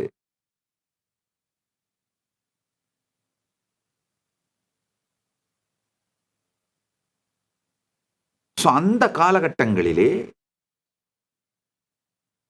இவங்க 3 குலமும் உட்பிரிவுகளாக இருந்திருக்கிறார்கள் அப்படின்னு தான் நான் நினைக்கிறேன். அதே மாதிரி பூம்பாவையை திருமணம் செய்து ஞானசம்பந்த பெருமான் திருமணம் செய்து கொள்ள வேண்டும் என்று பூம்பாவையினுடைய தந்தையார் கேட்கும் பொழுது ஞானசம்பந்த பெருமான் குலத்தை காரணமாக காட்டவில்லை. நான் உயிர் கொடுத்ததனால் என் மகளுக்கு சமம் என்பதனால் நான் திருமணம் செய்து கொள்ள முடியாது அப்படிங்கிற உறவு முறையைத்தான் காரணம் காட்டுகிறாரே தவிர குலத்தை காரணம் காட்டவில்லை.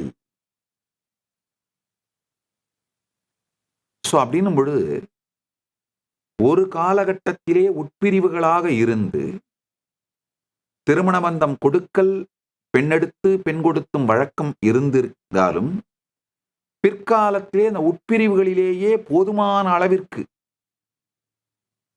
மக்கள் தொகை வந்து விடுமானால் அந்த உட்பிரிவுகளுக்குள்ளாக அவர்களே தனி குலமாக மாறி அவர்களுக்குள் பெண் கொடுத்து பெண்ணெடுத்து ஒரு தனி ஜாதியாக மாறுகின்றார்கள். இப்படித்தான் இந்த குலங்களுடைய விருத்திகள் நடக்குது அப்படின்னு நான் புரிஞ்சுக்கிறேன்.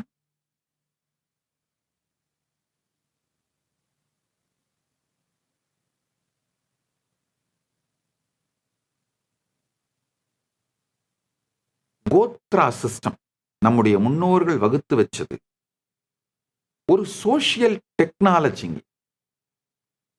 அதை மட்டும் கொஞ்சம் புரிஞ்சுக்கோங்க. இந்த exogamy, marriage outside the gotra அப்படிங்கிறத அதாவது நல்லா இது புரிஞ்சுக்கோங்க. By enforcing exogamy marriage outside the gotra, it prevents the concentration of deleterious recessive genes and maintains genetic diversity within the broader community. The outside marriage அது கோத்திரத்துக்கு வேற கோத்திரத்தோட மட்டும்தான் கல்யாணம் பண்ணிக்கணும் அப்படிங்கிறத கட்டாயமாக்குவதன் மூலமா தீங்கு விளைவிக்கிற ரிசசிவ் ஜீன்ஸ் குவியறத இது தடுக்குது.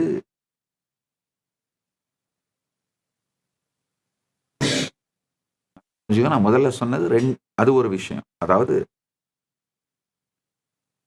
பாப்புலேஷன் கம்மியா இருக்கும் பொழுது சில ஜாதிகள் ஒரு ஜாதியோட உட்பிரிவுகளாக கருதப்படுகிறார்கள். ஒரு குறிப்பிட்ட காலத்துல சைவ வேளாளர்களும் ஸ்மார்த்த பிராமணர்களும் சிவாச்சாரியார்களும் ஆதிசைவ சிவாச்சாரியர் இந்த 3 குலமும் தங்களை உட்பிரிவுகளாக கருதி பெண் கொடுத்து பெண் எடுத்து திருமண உறவுகளை நடத்தியிருக்கிறார்கள்.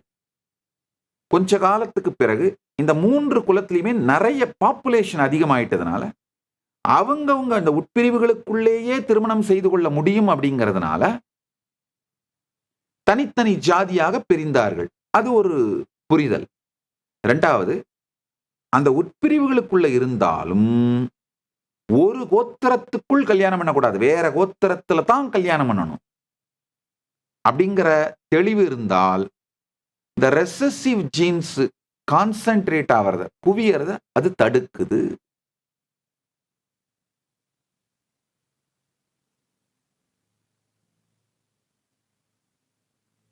ஜெனட்டிக் டைவர்சிட்டியை அந்த பிராடர் கம்யூனிட்டிக்குள்ள மெயின்டைன் பண்ணுது.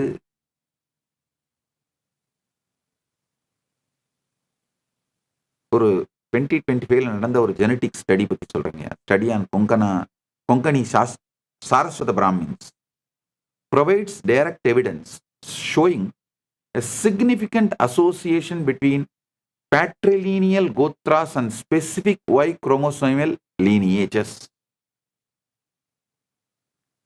கொங்கணில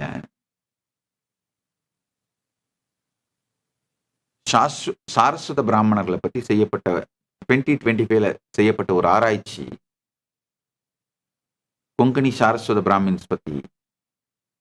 அந்த ஆய்வில் அந்த பேட்ரிலீனியல் கோத்திரங்கள் மற்றும் குறிப்பிட்ட Y குரோமோசோமியல் லீனியேஜஸ் இந்த ரெண்டுத்துக்கும் இடையில ரொம்ப ஆழமான குறிப்பிடத்தக்க தொடர்பு இருப்பதை காமிச்சிருக்காங்க. ஒரு சின்ன கரெக்ஷன். சங்கிலி நாச்சியார் திருவொற்றியூர், பறவை நாச்சியார் திருவாரூர். நான் கொஞ்சம் மாத்தி சொல்லிட்டேன், மன்னிக்கணும். பறவை நாச்சியார் இசைவேளாளர் குலத்தை சேர்ந்த திருவாரூர் ஆலயத்தினுடைய தேவதாசி. சங்கிலி நாச்சியார் திருவொற்றியூரை சேர்ந்த தொண்டைமண்டல சைவவேளாளர்கள் குலத்தைச் சேர்ந்த திருவொற்றியூர் கோயில் பெருங்குடியோடு திருவொற்றியூர் கோயில் பெருங்குடி மக்கள். அதனாலங்க, அதாவது நம்முடைய சமூகத்தோட ஸ்ட்ரக்சர் புரிஞ்சுக்கிட்டீங்கன்னா பல விஷயங்கள் புரியும். இந்த கோயில் பெருங்குடிகள், கோயிலை சார்ந்து வாழ்ந்த பெருங்குடிகள் ஒரு காலகட்டம் வரை ஒரு ஜாதியின் உட்பிரிவுகளாகத்தான் இருந்திருக்கிறார்கள். பின்னாளிலே அவங்களுடைய எண்ணிக்கை பெருசாகும் பொழுது தனித்தனி குலமாக வளர்ச்சி அடைந்திருக்கிறார்கள். அது சமூக ரீதியா அப்படிதான் நடந்திருக்கு. அது சரி தப்புன்னா நான் சொல்ல வரல, அப்படிதான் நடந்திருக்கிற ஹிஸ்டரியை டாக்குமெண்ட் பண்றோம். இந்த கோத்திரங்களுக்கு தாண்டி தான் திருமணம் பண்ணிக்கணும் அப்படிங்கிறதோட பெனிஃபிட்ஸ் எல்லாம் சொல்றேன், கேட்டுக்கோங்க.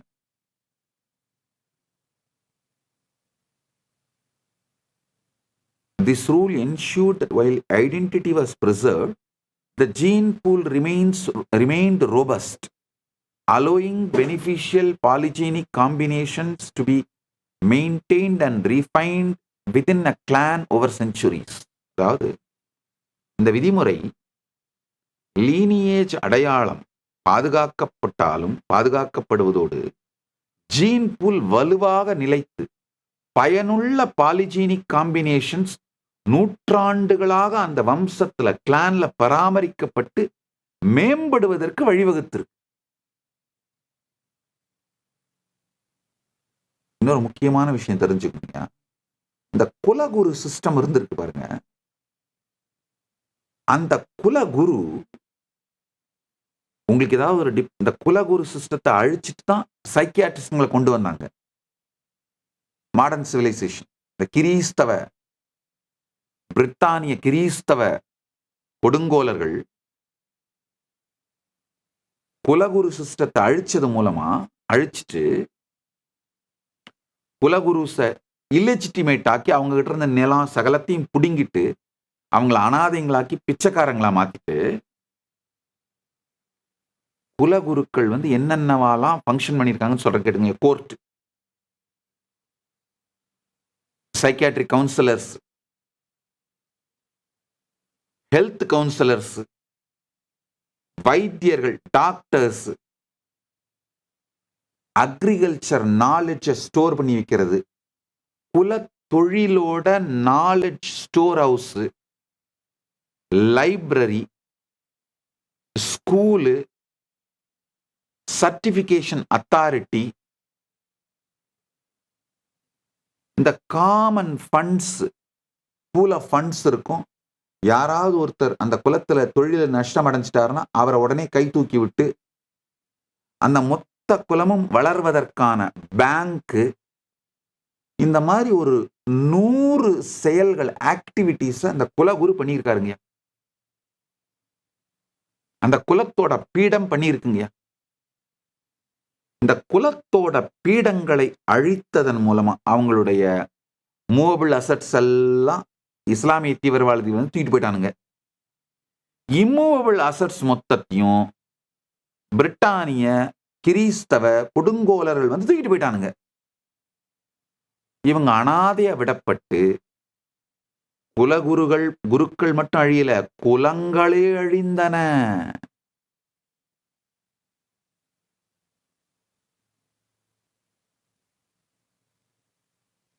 இந்த குலகுருக்கள் இத்தனை 100 வேலையை பண்ணிட்டு இருந்தாங்க. அவங்கள அழிச்சிட்டு அது அத்தனைக்கும் இவங்க ரீப்ளேஸ்மெண்ட் கொண்டு வந்தானுங்க.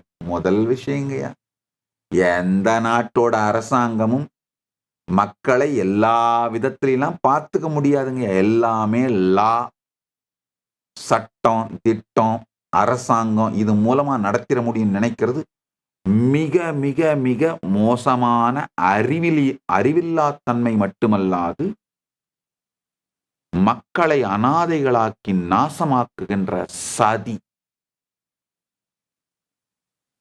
மக்களோட அடிப்படை தேவைகள், உணர்வு ரீதியான தேவைகள், உணர்ச்சி ரீதியான தேவைகள், அவங்க நொந்து போனா திரும்ப அவங்கள மேல தூக்கிட்டு வர, டிப்ரெஷன்ல இருந்தா வெளியில எடுத்துட்டு வர்றது மட்டும் இல்லாம ஒரு பிசினஸ்ல தோல்வி அடைஞ்சிட்டா அவங்கள திரும்ப மேல எடுத்துட்டு வர்றது, சொசைட்டியை ஸ்டேபிளா வச்சிருக்கிறது, ஃபேமிலிஸை ஸ்டேபிள் சிஸ்டமா வச்சிருக்கிறது, மனிதனை செயல்பட்டு ஆக்டிவா இருக்கிறதுக்கு இன்ஸ்பயர் பண்றது, இது எல்லாமே கவர்மெண்டாலேயே முடியும்னு யாரு நினைச்சாலும் அது முட்டாள்தனம். கவர்மெண்ட்டை நடத்துறவங்க நினைச்சா அது சதி. சாதாரண மனிதன் நினைச்சா இது எல்லாத்தையும் கவர்மெண்ட் பார்த்துக்குன்னு அது முட்டாள்தனம். கவர்மெண்ட்டை நடத்துறவங்க இந்த 4 ஜுடிஷியரி, எக்ஸிக்யூட்டிவ், லெஜிஸ்லேச்சர், மீடியா, இந்த 4ஐயும் நடத்துறவங்க இந்த மாதிரி நினைச்சா அது சதி. நடத்த முடியாதுங்கிறதான் உண்மை. அப்போ சிவிலைசேஷனல் கார்டியன்ஸை நர்ச்சர் பண்ணாதான் இதெல்லாம் தானா நடந்துட்டு இருக்குங்கய்யா. நம்ம இந்து சிவிலைசேஷனேங்கய்யா இது எல்லாத்தையும் time tested foolproof amazing சிஸ்டம்ங்கய்யா.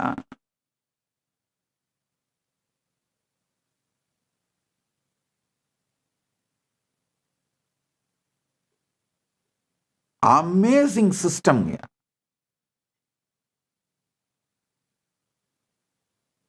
நல்ல வேளையா பெருமான் பரமசிவ பரம்பொருளோட அருளால சின்ன வயசுலயே தொண்டைமண்டலாதீன சன்னிதானம் அவர்களுடைய அருளாலும் ஆசியினாலும், அது மட்டும் இல்லாமல் அது தொண்டைமண்டலாதீனம் திருவண்ணாமலை 2லையும் கைலாச பீடம், திருவண்ணாமலையில கைலாச பீடம் என்கின்ற பெயராலும், காஞ்சிபுரத்துல காஞ்சி கைலாச பீடம் என்கின்ற பெயராலும், இந்த 2 பீடம் ட்வின் பீடம் மாதிரிங்கய்யா. தமிழ்ல பெருநாட்டு மடம்னு பேரோட நடத்தியிருக்காங்க. நல்லா புரிஞ்சுக்கோங்க. வைணவத்துல வைகுந்தத்தை திருநாடுன்னு சொல்ற வழக்கமும், சைவத்துல கைலாசத்தை பெருநாடுன்னு சொல்ற வழக்கமும் இருக்கு. தமிழ்ல பெருநாட்டு மடம்னும், சம்ஸ்கிருதத்துல கைலாச பீடம்னும்.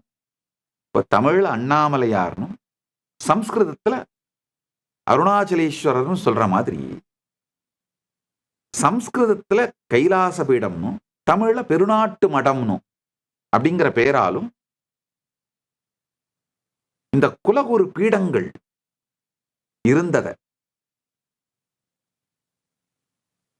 தெரிந்து கரண பரம்பரையாக முன்னோர்கள் சொல்லியும், மற்ற ஸ்தான வரலாறு, ஸ்தானிக வரலாறு இதையெல்லாம் படித்தும் திருவண்ணாமலையில் இந்த ஸ்தான வரலாறு, ஸ்தானிக வரலாறு இதை பற்றி மொத்தத்தையும் ஆராய்ச்சி பண்ணி என்னுடைய பாட்டனார் முதுபெரும் புலவர் பாண்டுரங்கனார் அவர்கள் கலெக்ட் பண்ணி ஒரு 12 வால்யூமா புத்தகமா எழுதுறதுக்காக டாக்குமெண்ட் பண்ணி வச்சிருந்தாரு. அதுல 2 வால்யூம் தான் பப்ளிஷ் ஆச்சு. மீதி அவருடைய மகனும் என்னுடைய மாமாவுமானவர் எங்கிட்ட ஹேண்ட் ஓவர் பண்ணியிருக்கார். அதெல்லாம் படிச்சு பார்க்கும் பொழுது இந்த குலகுரு சிஸ்டம்லங்க என்ன அருமையான சமூகம். அந்த சமூகத்துக்குள்ள யாரும் ஏழ்மையாகாது, டிப்ரெஷன்ல விழுந்து சூசைட் பண்ணிக்காம, உடல் நலம் கெடாமல் நல்லா வாழ்ந்திருக்காங்க. அது மொத்தத்தையும் குலகுரு உட்கார்ந்து கண்டினியூஸா அட்மினிஸ்டர் பண்ணியிருக்காரு. அது மட்டும் இல்லாமங்க, அந்த குலகுருக்கு நல்லா தெரியும் அந்த குலத்தை சார்ந்த பிரச்சனைகள், அவங்கள யாராவது டிப்ரெஷனுக்கு போனா அதுல இருந்து எப்படி வெளியில எடுத்துட்டு வர்றதுன்னு. இவர்களையெல்லாம் அழித்து விட்டு எங்கேயோ ஒருத்தர் புக்கை உட்காந்து படிச்சு சைக்காலஜி சைக்கியாட்ரிக்னு படிச்சுட்டு அவங்க நமக்கு கவுன்சிலிங் கொடுத்தா நம்ம டிப்ரெஷன்ல இருந்து வெளியில வந்துருவோமா? அவங்களுக்கும் உங்களுக்கும் பழக்கம் ஏற்பட்டு புரிஞ்சுக்கிட்டு அந்த பிரச்சனையோட ஆழத்தை தெரிஞ்சுக்கிறதுக்கு 2 வருஷம் ஆகும் அந்த டாக்டருக்கு. அதுக்குள்ள உங்களுக்கு வேற ஏதாவது ஒரு பிரச்சனை வந்து இந்த பிரச்சனை மறந்து போயிடும்.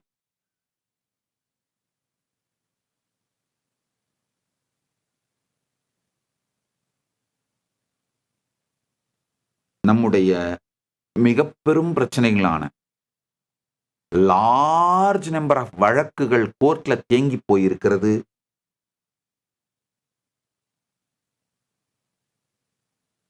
Large level depression, large level obesity, large number of divorces.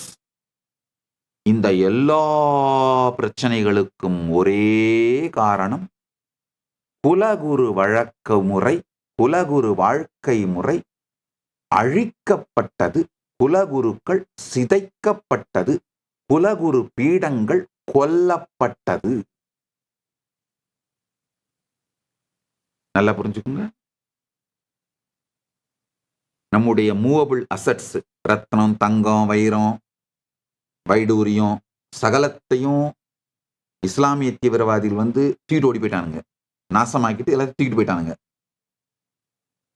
Immovable assets ஆன கோவில், குருகுலம், மடம், கோவில் சார்ந்த நிலம், இது மொத்தத்தையும் பிரித்தானிய கிறிஸ்தவ கொடுங்கோலர்கள் தூக்கிட்டானுங்க, அவனுங்க எடுத்துக்கிட்டானுங்க. இது போக நம்முடைய வாழ்க்கை முறையை இல்லெஜிட்டிமேட் ஆக்கி நம்மளை சர்டிஃபையிங் அத்தாரிட்டியிலிருந்து எடுத்து நமக்கு சர்டிஃபிகேஷன் அத்தாரிட்டியை நம்மகிட்ட இருந்து புடுங்கி அவனுங்களுடைய லா, அவனுங்களுடைய சோசியல் செட்டப்பு, அவனுங்களுடைய எஜுகேஷன், அவனுங்களது அத்தனையும் புகுத்தி நம்மை சின்னாபின்னமாக்கினார். திரும்பவும் அந்த சிஸ்டம் மலர்ந்து விடாத அளவிற்கு அடித்தளத்தையே நாசமாக்கினார்.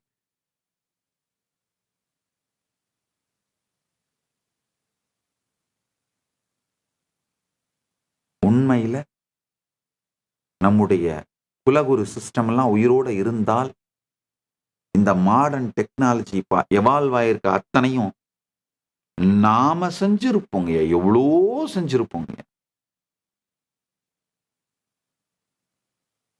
இப்ப மட்டும் என்ன, எல்லா நாட்டிலையும் பாருங்க, ஆக்சுவலா இப்ப எல்லா நாட்டிலையும் என்ன சொல்லிட்டு இருக்காங்க, அந்தந்த நாட்டோட நேஷனலிஸ்டுங்கெல்லாம் de Indianise software industry, de Indianise business industry. காரணம் என்ன, அங்க போய் உட்காந்து பண்ணிட்டு இருக்கிறது மொத்தம் நம்ம ஆளுங்க தான். இங்கே இருந்து பண்ணி இருந்திருப்பாங்க. இத்தனை $1 trillion இந்தியால இருந்து தூக்கிட்டு போகப்படாம இருந்திருந்தா இங்கே இருந்து பண்ணியிருப்பாங்க, அவ்வளவுதான்.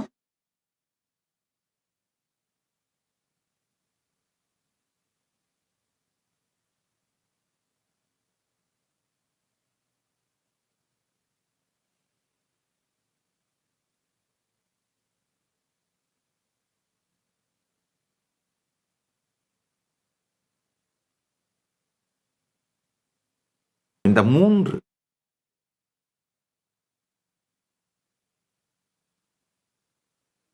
கருவழி பரம்பரை குடும்பங்கள், லார்ஜ் ஜாயிண்ட் ஃபேமிலிஸ், ஜாதி கட்டமைப்பு, குருவழி பரம்பரை குருகுலங்கள், ஆதீனங்கள், மடங்கள், இந்த 2த்துக்கும் ஆதாரமான மூலமான ஆலயம். இந்த 3 ஈகோ சிஸ்டத்தை பத்தியும் இன்னும் பல சத்தியங்கள் தொடர்ந்து சொல்றேன்.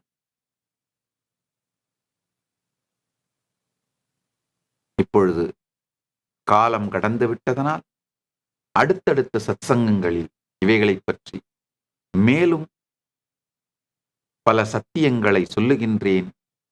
இவைகளையெல்லாம் ஏன் சொல்லுகின்றேன், நாம் இப்பொழுது என்ன செய்ய வேண்டும், தீர்வு என்ன, பிரச்சனைகளை சொல்றதை மட்டும் இல்ல, தீர்வு என்ன என்றும் சொல்லுகின்றேன்.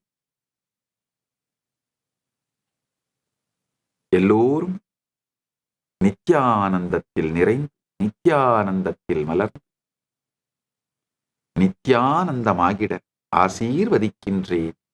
ஆனந்தமாக இருங்கள்.